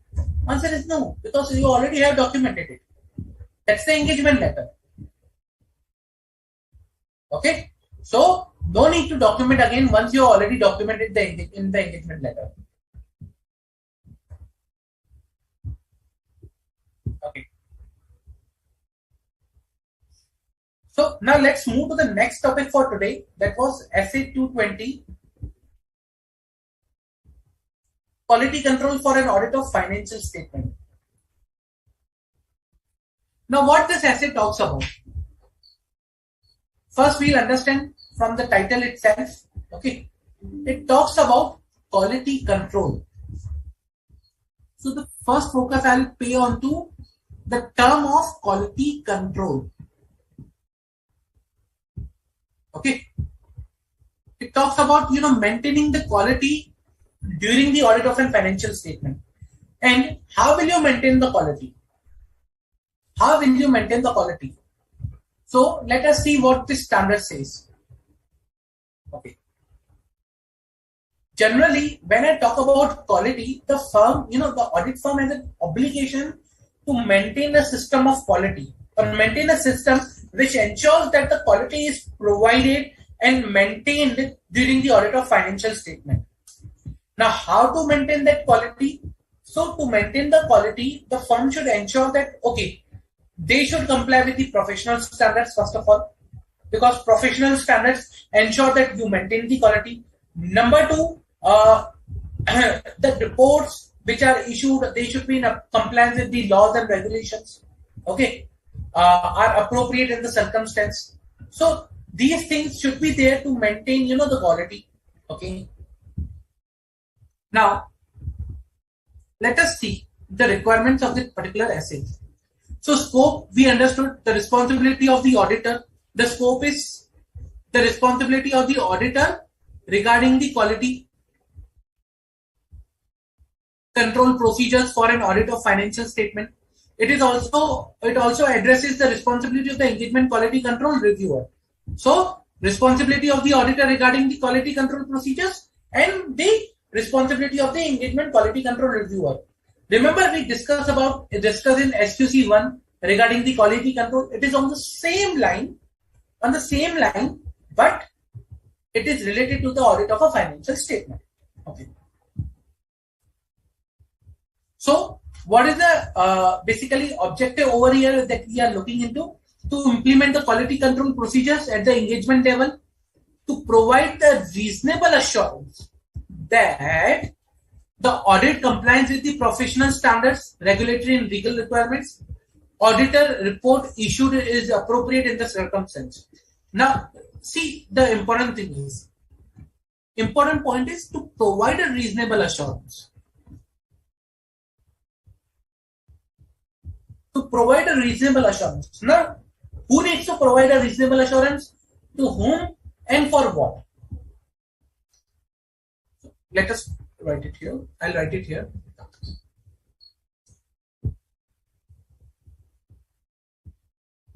Objective of this started to provide reasonable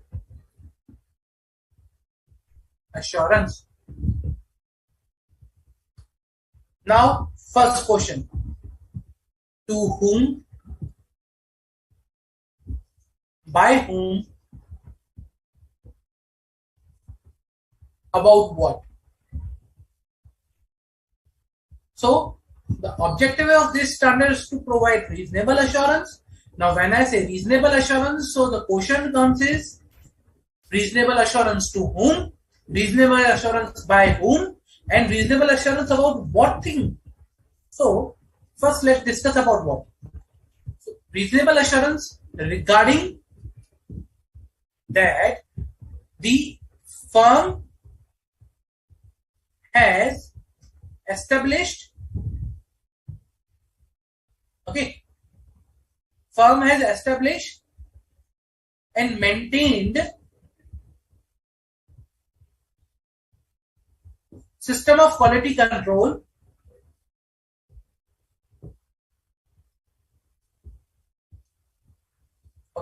system of quality control which provides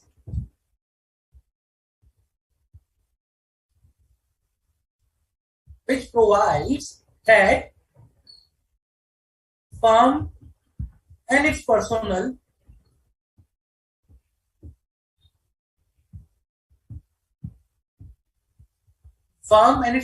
has complied with professional and legal requirements. Okay. Now, when I talk about reasonable assurance is required to be given by system of quality control, that the firm and its personnel has complied with the professional and legal requirements. Second, the report that is issued is appropriate in the circumstances that was issued.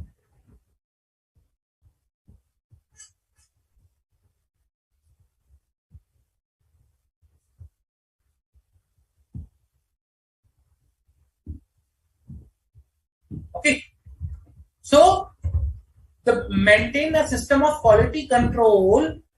They should maintain a system of quality control to provide a reasonable assurance that these things are happening. So reasonable assurance about that the firm and its personnel are complied with the professional and legal requirements. Second, the report is appropriate or was appropriate in the circumstances in which it was issued. That is the reasonable assurance about. Now, to whom we are required to give the reasonable assurance and by whom? So first of all, let's understand by whom. So reasonable assurance is required to be given by firm, and how it will be given is how to provide reasonable assurance.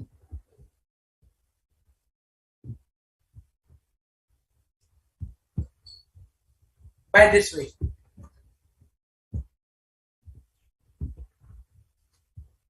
How to provide reasonable assurance? By establishing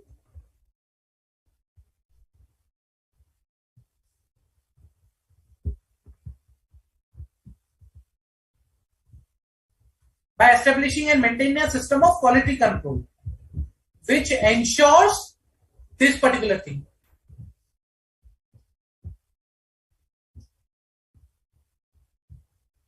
This.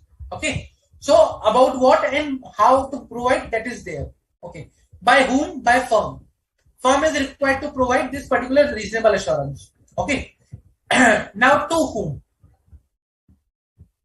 The question comes to whom? To its stakeholders. Now there can be various stakeholders, and stakeholders, let's say when a person comes to review the documentation, he becomes a stakeholder. Shareholder or let's say for example, so stakeholder can be a institute, can be regulatory authorities, can be shareholders, various stakeholders can be there. So two stakeholders. Okay. So reasonable assurance is required to be provided. That is the main purpose of this standard. Okay. Now, again, when I say firm includes your engagement team. So firm plus engagement team.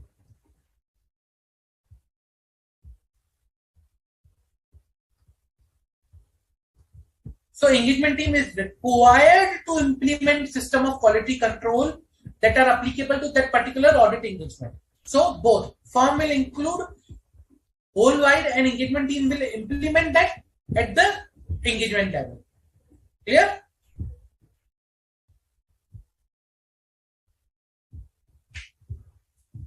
Okay. Now let's go back. So to implement the this is the main objective. Okay. Then let's come to the another area. Once we say, okay, system of quality control. What is a system of quality control? What things should be there in the system of quality control? Now, when I talk about system of quality control should have the following elements.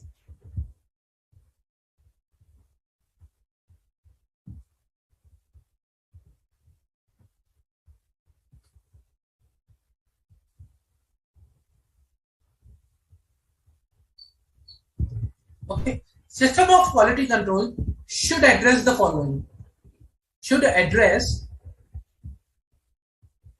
the following areas, or you can say responsibilities.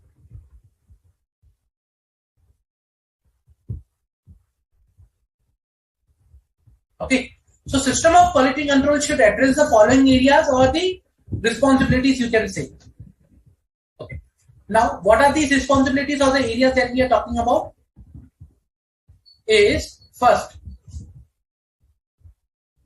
leadership responsibilities. So the system of quality control should address or provide guidance, basically, or not guidance, or you can say provide policies and procedures.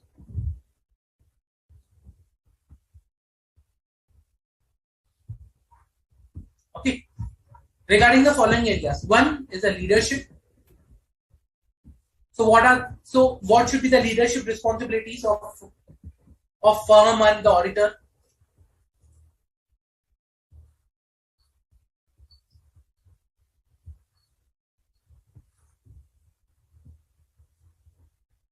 Second, responsibilities regarding client acceptance and continuance.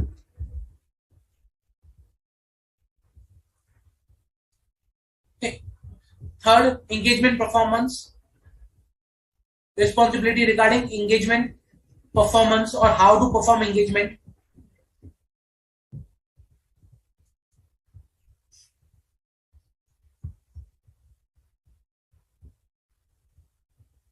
Just a minute.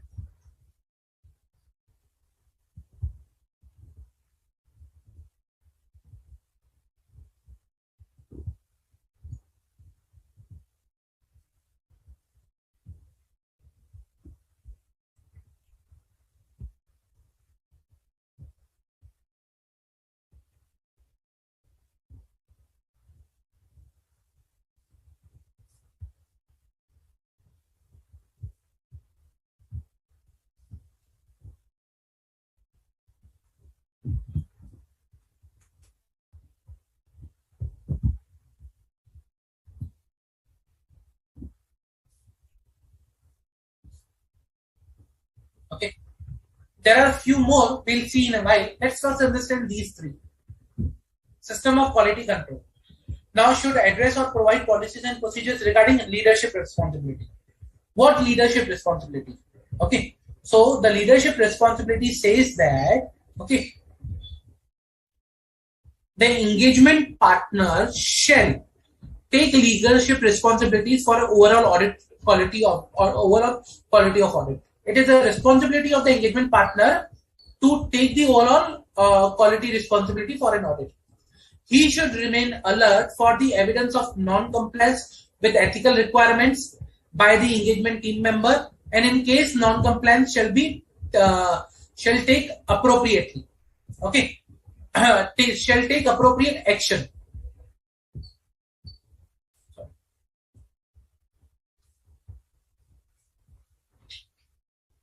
So throughout the audit engagement, the engagement partner shall remain alert.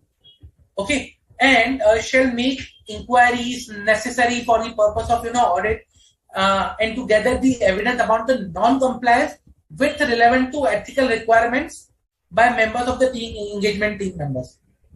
So I'm not talking about non-compliance by the client or by the company or by the management. I'm talking about non-compliance with the ethical requirement by the team member, engagement team members. So he should inquire with the engagement team member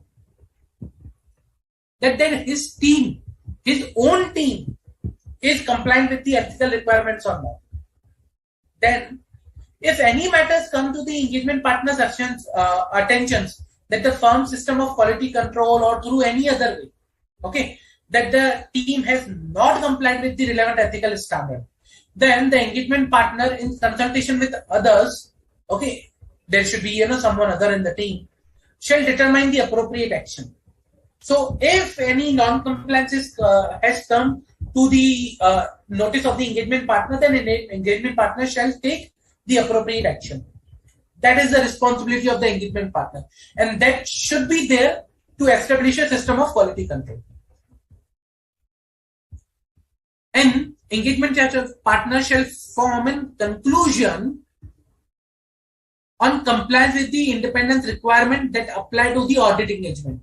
So engagement partner shall obtain the information from the firm, evaluate the information that whether any breaches are there to the independent policy, and take appropriate action necessary in the case. Okay, so it is the responsibility of the engagement partner to ensure independence and ethical requirements are complied with by the team member and the firm. So when I say leadership responsibility,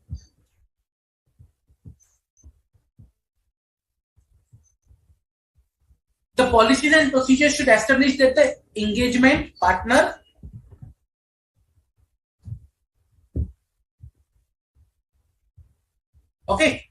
is responsible overall for quality, and he should ensure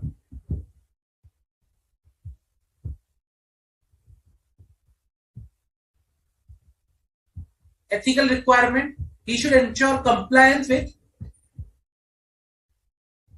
ethical requirement and independence requirement. Okay.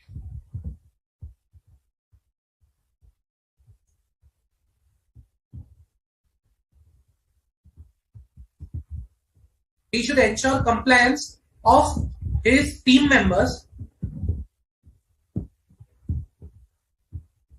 and firm with the ethical requirements, independence requirement, and if any non-compliance is observed, then he should take appropriate action.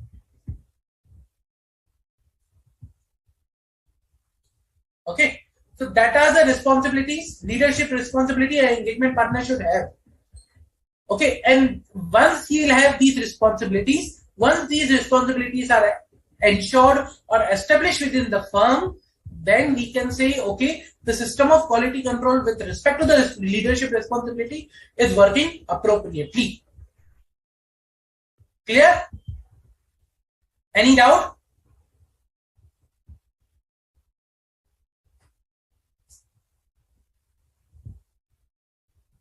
Okay. Second, client acceptance and continuance. Now, what are the things that are required a system of quality control should address with respect to the client's acceptance and continuance? So, the system should address, like, okay, that the engagement partner shall be satisfied that the appropriate procedures regarding the client acceptance and continuance have been followed. If the engagement partner obtains information that have been caused the firm to decline the audit engagement, the engagement partner shall take necessary actions. The engagement partner shall ensure that the engagement team and the auditor expert have appropriate competency and capability to perform the engagement. So, again, with respect to the client continuance acceptance, it is the responsibility of engagement partner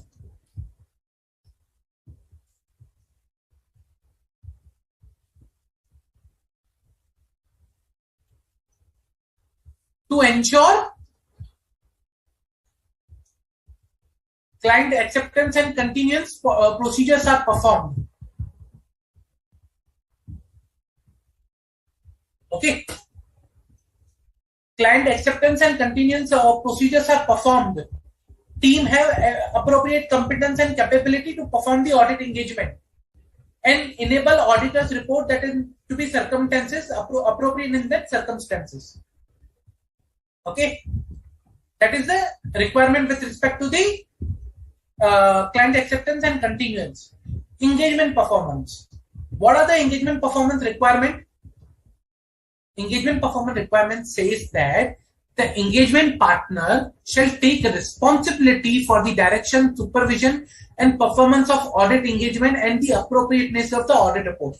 So he is the sole responsible for the direction, supervision, and performance of the audit engagement. Okay, he shall perform the review and he shall ensure that the review being performed in accordance with the firm's review policies and procedures. It is his responsibility to ensure that the reviews are performed. Engagement team taking appropriate consultation on the difficult and contentious matter. It is his responsibility that the engagement team should consult whenever it is there is a difficult matter or a matter which is complex. So it is his responsibility to ensure that engagement team is taking appropriate consultations. And second, it is his responsibility to ensure that the engagement team members have undertaken the consultation during the course of engagement. Okay, and that the consultations or the conclusions that were obtained from the consultations, okay, are appropriately considered for the purpose of engagement. So it should not be okay for the purpose of formality we have taken the consultation. No, we have considered the conclusions also of the consultation.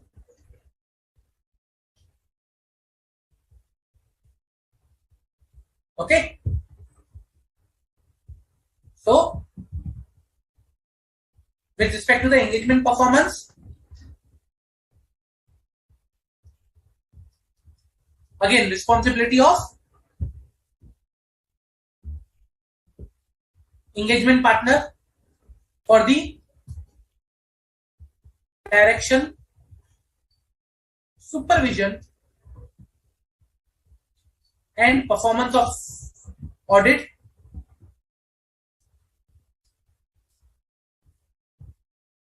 Plus, he should ensure that reviews are done. Reviews should be done. Plus, he should ensure consultations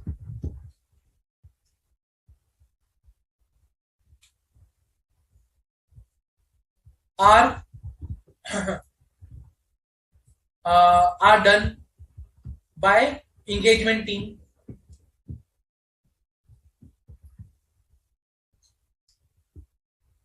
Not only done, plus they are they are. So conclusions of consultation are considered and implemented.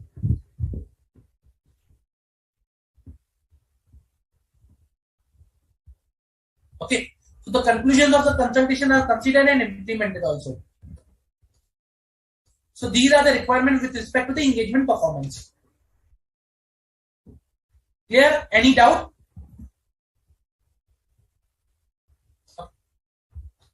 Now, the next element that a quality control system should address is, or like, to have a good quality control system, the following thing should be there: engagement, quality control review.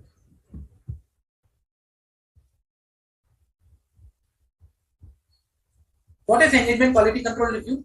Engagement quality control review is a review by a third person from an organization, okay, to ensure that the quality of the engagement has been followed or not. So I'll give you with an example.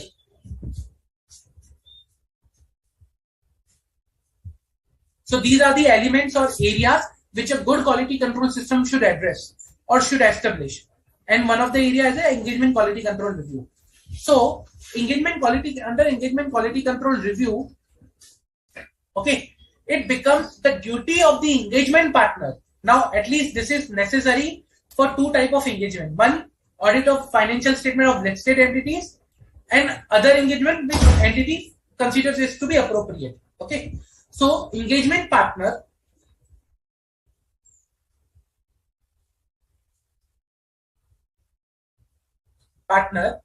shall, first of all, he should determine. Now, it is the responsibility of engagement partner again to perform the quality control review. So, with respect to the quality control review, the engagement partner shall determine that the quality control reviewer has been appointed, discuss significant matters during the audit and review with the reviewer, not date the auditor's report before the completion of review. So, only issue the audit report after completion of the after completion of engagement quality control review. Okay. Now the quality control review shall be performed, okay, in order to with an objective to evaluate the significant judgment made by the team, or how they have issued the audit report, the conclusions and everything. That is the purpose of quality control review. So I think, yeah. Engagement quality control review is a process designed to provide an objective evaluation before the report is issued of the significant judgment made by the engagement team and the conclusion they have reached in formulating the report. That's the engagement quality control review. Okay. Now, the quality control reviewer shall discuss the matter with the engagement partner, review the financial statement and auditor report, review the selected audit documentation, and evaluate the conclusion piece. So these are the responsibilities of EQCR, Engagement Quality Control Reviewer.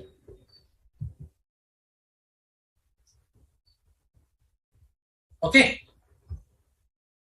In case of listed entities or entities which are selected for the quality control, reviewer shall evaluate the firm's independence, whether appropriate consultation has been taken, audit documentation with respect to significant judgments. So he should ensure all these areas. In case where there is a difference of opinion within the engagement team, at that particular point, engagement partner and the quality control reviewer, they should follow the policies and procedure of the firm to remove that dispute or difference of opinion. Okay.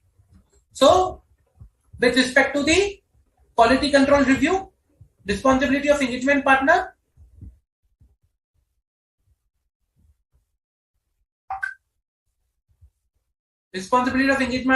to have EQCR, engagement quality control review, plus EQCR should follow his responsibility. The next area that should be there for the good quality control system, that is monitoring process. What should be there in the monitoring process? So in monitoring process, the auditor should provide reasonable assurance, or the quality control system should provide a reasonable assurance that its policies and procedures related to the system of quality control are relevant, adequate, and operating effectively. So monitoring should, over here, I'll write it over here. Monitoring should provide that the policies and procedures are adequate,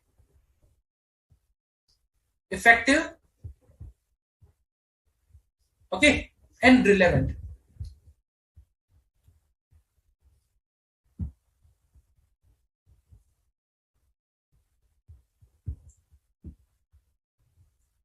Sorry, just a minute.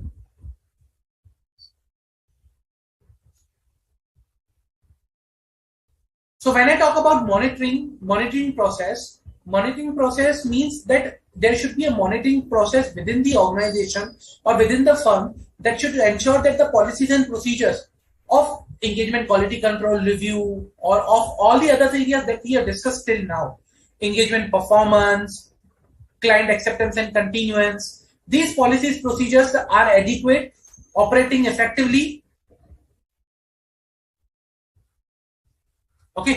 These policies procedures are operating effectively, are adequate and relevant with respect to the system of quality control. That is the monitoring one.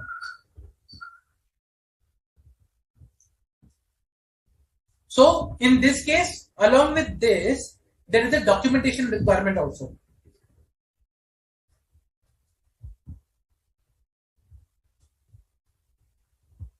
Now under documentation, what is the requirement? That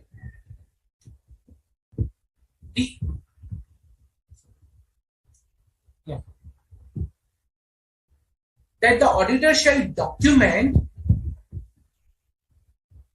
issues identified with respect to the compliance of ethical requirement, including independence, conclusions reached regarding the acceptance and continuance of client relationship, nature, scope of conclusions of consultations. Now, the second area, that is, the engagement quality control reviewer shall document the procedures required for review that has been performed. Review has been completed on or before the date of audit report. There is no unresolved matters. So, two documentation requirements. One by engagement partner, one by quality control reviewer. So these are the things that are required to be documented, minimum. So that is the something standard says with respect to the quality control of an audit of financial statement. Clear? Any doubt?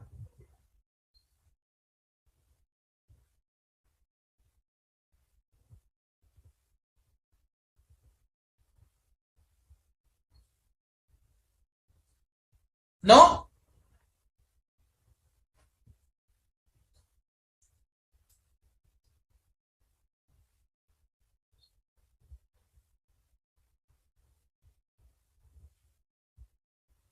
Okay. If no further doubts, let's solve some questions. Okay. So let me give you. Let me pull up the questions.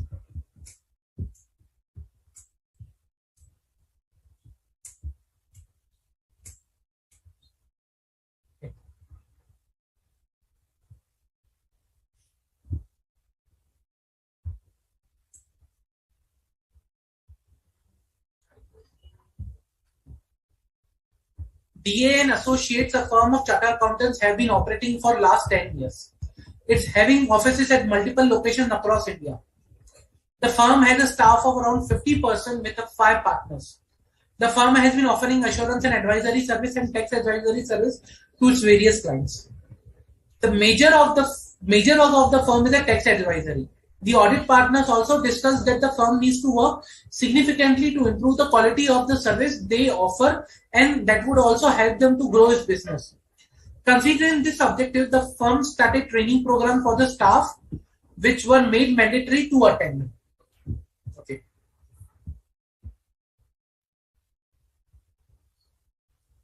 During one of the training program quality, a topic was discussed regarding the information that should be obtained by the firm before accepting an engagement with the new client. When deciding whether to continue an existing engagement and when considering acceptance of a new engagement with existing client. It was explained that the following point may assist the engagement partner in determining whether the conclusion reached regarding the acceptance and continuance of client relationship and the audit engagement are appropriate. The integrity of the principal owners, key management, and those charged with governance, qualification of all employees who are providing the training, whether management is competent to assist in the audit engagement and has necessary capabilities including the time and resources, whether the engagement team is competent to perform audit engagement and has the necessary capabilities, the remuneration offered by the entity to its various tax consultants, whether the firm and engagement team can comply with the relevant ethical requirements, whether the management has performed risk compliance committee for its better management of critical risks, significant matters that have arisen during the current previous audit engagement and their implication on the continuing relationship. Okay, so these were the points that were there discussed. Okay, now understand the thing. What was the point that were discussed? That the following point may assist engagement partner in determining whether the conclusion reached regarding the acceptance and continuance of client relationship and audit engagement are appropriate. So we need to understand what are the points that the auditor or engagement partner should consider. So which areas engagement partner should consider? Okay, should consider whether client should be accepted or not. So points which are required to be considered, okay, whether client should be accepted or not. Simple, that is the key thing which we are required to do over here.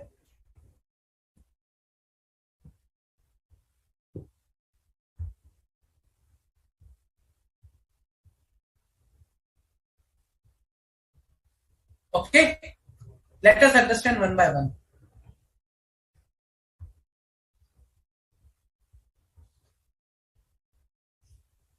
Just a minute.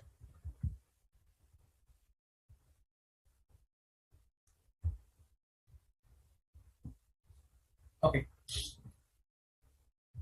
So let us understand one by one whether this is the thing that we should consider or the engagement partner should consider for the acceptance and continuance of client. Okay. First, the integrity of principal owners, key management, and those charged with governance. So, whether the engagement partner should consider this point for the client acceptance and continuance, yes or no? So, we discuss one by one.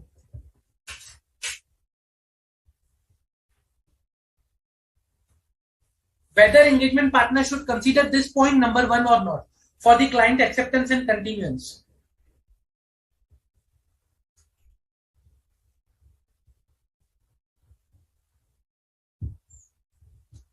Come on, guys.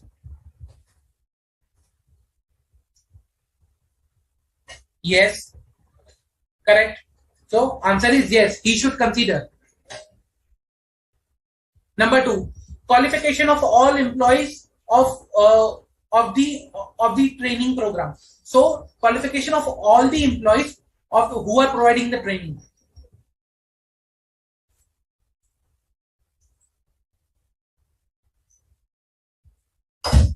Whether this will, impact my client's acceptance and continuance.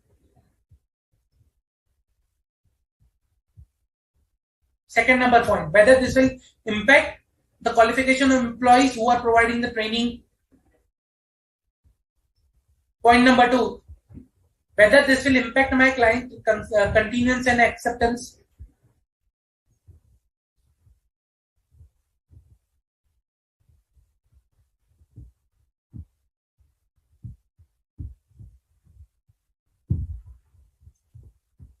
Correct.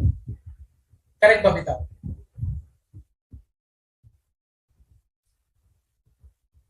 So, in the current case, this will not so whether qualification of employees who are providing the training, how that will ensure my client acceptance and continuance, that will not be there.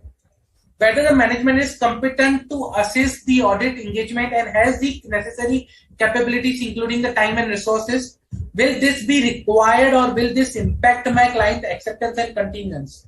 Let's say, for example, tomorrow if I say management is not competent, so will I accept the assignment? Or will I say that management is not competent to assist me in the audit engagement or has necessary capabilities including time and resources?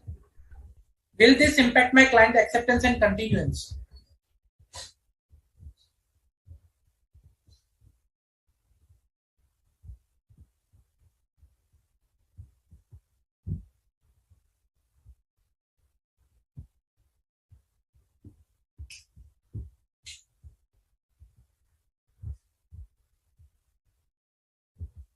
So, for the third, answer will be no. Reason because whether management is competent or not, they have to carry on the, for example, if management has to do audit, they have to assist. There is a responsibility of the management. So that is something by default. Management has to follow their responsibility. They are competent or not, that is irrelevant. Whether they have resources or not, irrelevant. Management has to comply with their responsibility. So that is something is not important. Fourth, whether the engagement team is competent to perform the audit engagement and has the necessary capability including time and resources. Point number 4, whether this is important from the point of view of accepting the client. For point number 4, guys,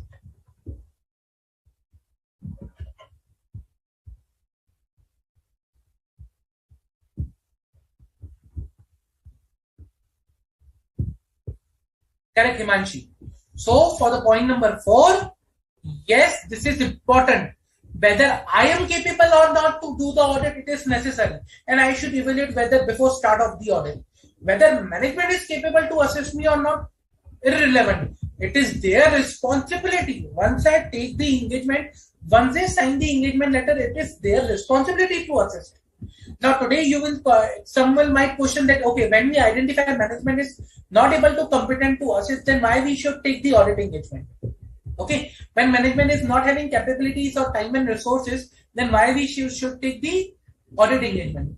So see, management role is to provide the documents and evidence. That is their responsibility. Now, whether they are competent or not, they still need to, follow those responsibilities. Okay. So, irrespective of management competency, it is management responsibility during the course of audit to provide these things. Okay. Fifth, the remuneration offered by the entity to its various tax consultants, whether this is relevant from purpose of client continuance and engagement. Fifth, whether this is relevant or not.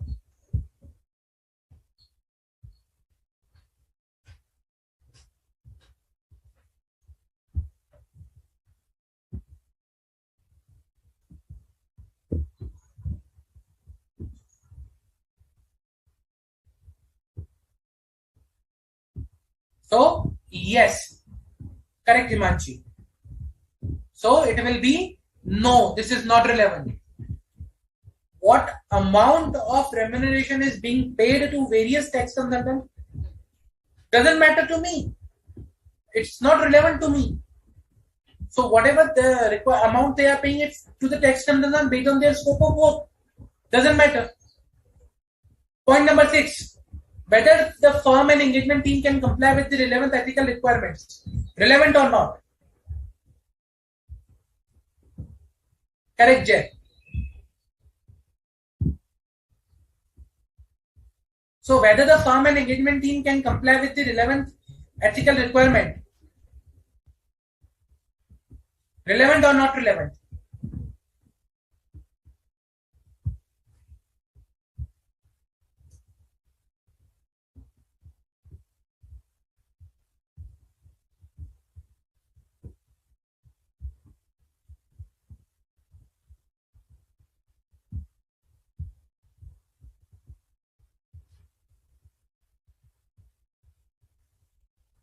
So answer is yes, that is important. Reason because if they cannot comply, then don't accept. Simple. If you are not able to comply with the relevant ethical requirements in a particular engagement, you should not accept the engagement. Okay. So that is relevant. Correct, Himanshi. They have to comply. But if they are not able to comply, then they do not accept the engagement. And hence, they need to consider this point while accepting the client. 7. Whether management has formed a risk and compliance committee for its better management of critical risk. Let's say if they say whether this point is relevant for my accepting the client or continuing the client. Point number 7.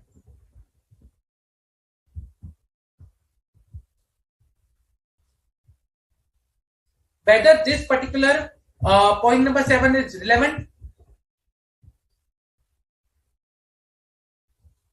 Correct, Jay. Correct, Himachi. Not relevant. So whether they have formed the risk or compliance committee or not doesn't matter. I will do my own risk assessment. I will perform my own audit procedure based on the risk I have identified. So not relevant. Again, point number 8: significant matters that have arisen during the current or previous audit engagement. Okay, and their implication for continuing the relationship. So point number 8: relevant, not relevant.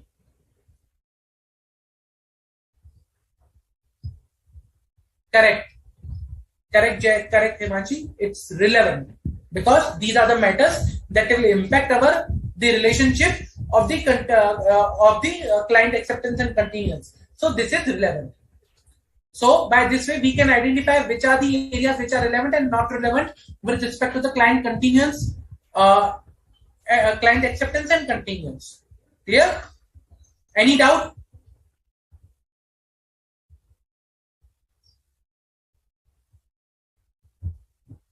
Any doubt?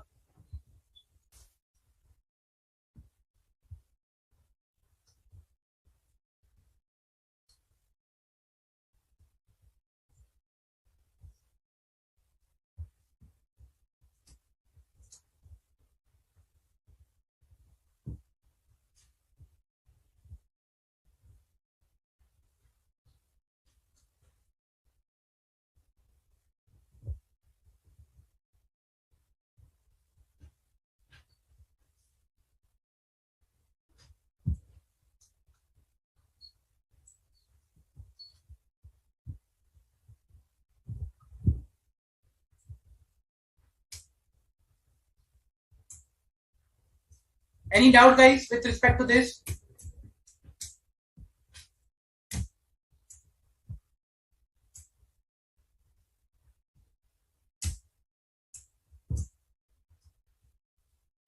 Yes, this is related to that topic also.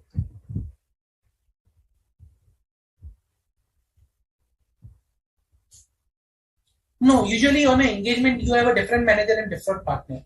So engagement manager and engagement partner are different person.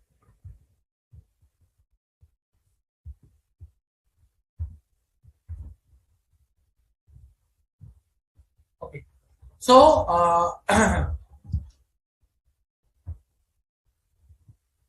so the next let's discuss some more questions over here. Let me see if I have one more question that is very important. Wait a minute.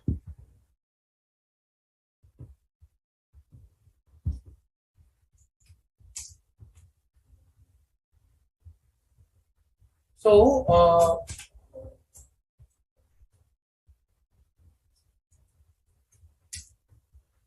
yeah. So I have one good question. Let me bring it up on the screen.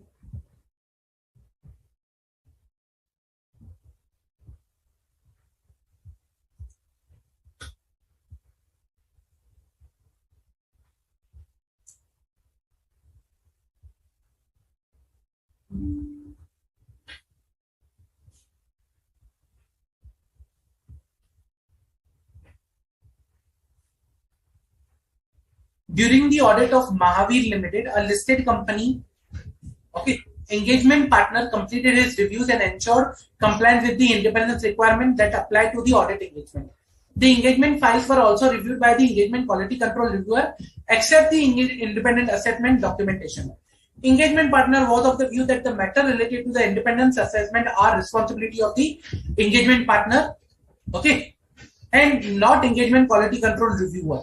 Engagement quality control reviewer objected to this and refused to sign the documentation.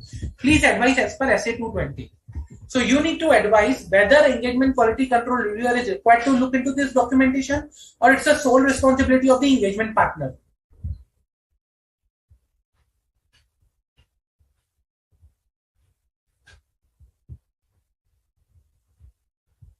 So whose responsibility is this? Whether the engagement quality control reviewer is required to look into this or not.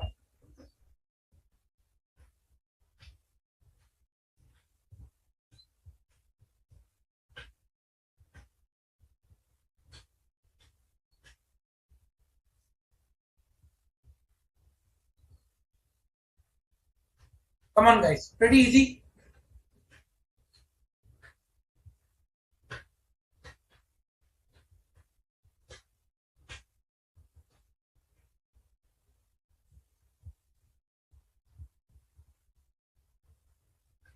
So whether he is required to look into this or not.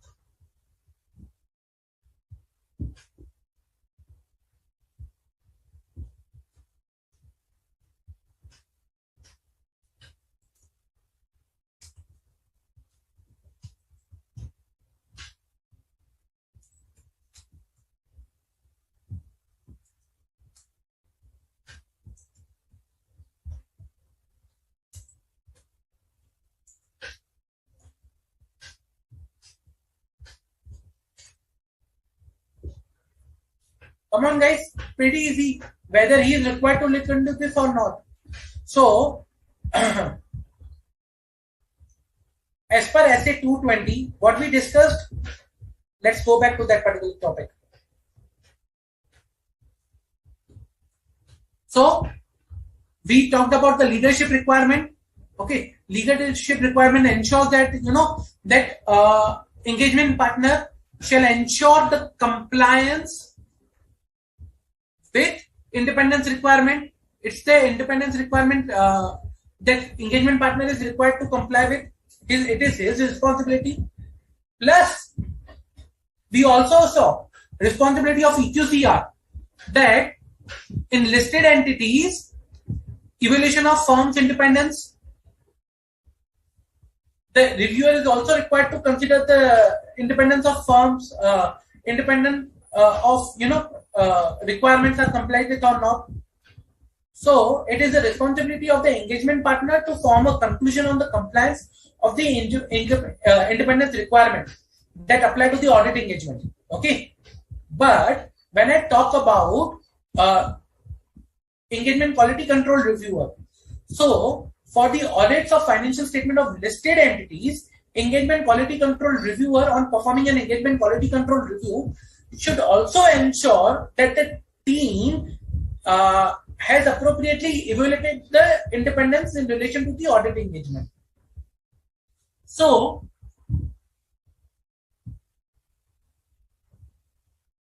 in the current case, I am talking about here is a listed entity. Mahavir Limited is a listed entity. So EQCR, that is Engagement Quality Control Reviewer, is required to review independent assessment. Okay. So he also needs to look into the independent assessment, because that Mahavir Limited is a listed entity, and engagement quality control reviewer has to look into the independent assessment performed by the team. Remember, we discussed that in case of a listed entity, evaluation of firm's independence, that is the responsibility of EQCR.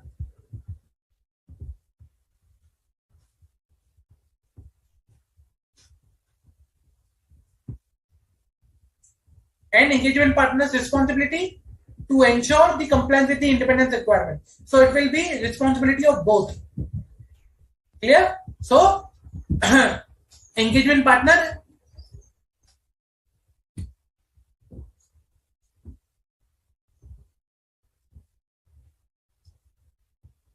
is not correct. Clear? Understood? Any doubts?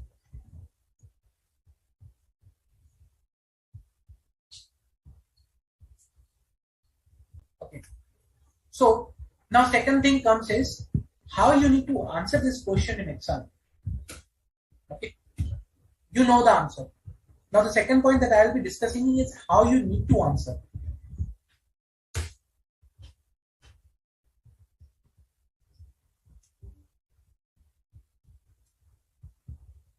So let me bring up the answer also, so that you can understand how it is answered and we'll evaluate that.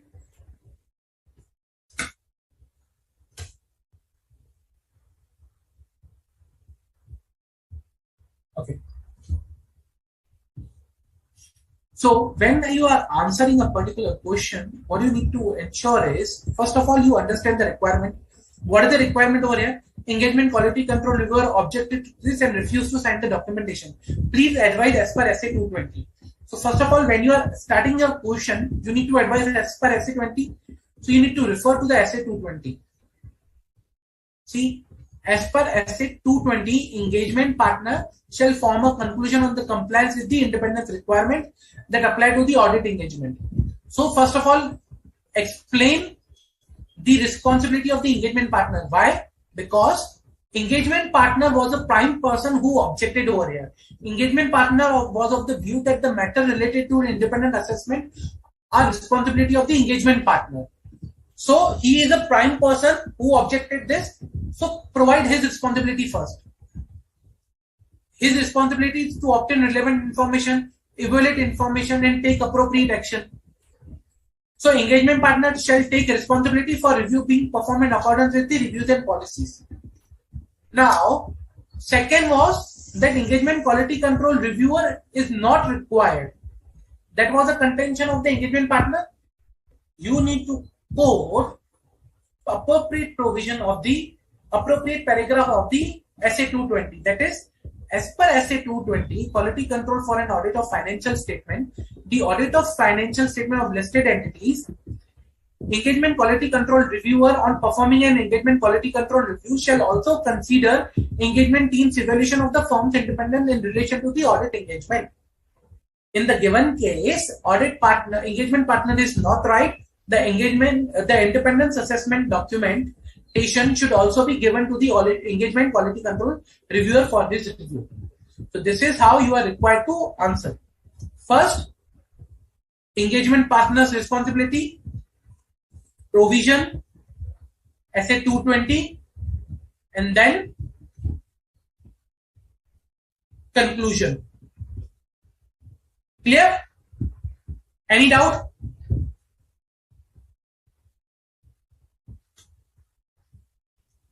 Any doubt, guys?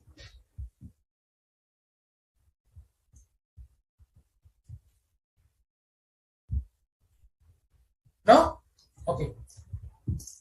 So, guys, I'll suggest please read these topics. Try to solve as many as questions. Okay. If you have doubts, come up with the doubts. I'll be taking in the next lecture doubts also. Plus, I'll be continuing the rest of the standards of SA 200 series. Also, please provide your feedback. It is very important for us to understand your feedback. Whether you are understanding the topic or not, whether you are liking the topic or not. Or also, let me know your feedback over here also during the lecture, at the end of the lecture, so that I can provide you the things which you require or whether you are understanding or not. Okay. So, please provide your feedback. This is very, very important for me to understand.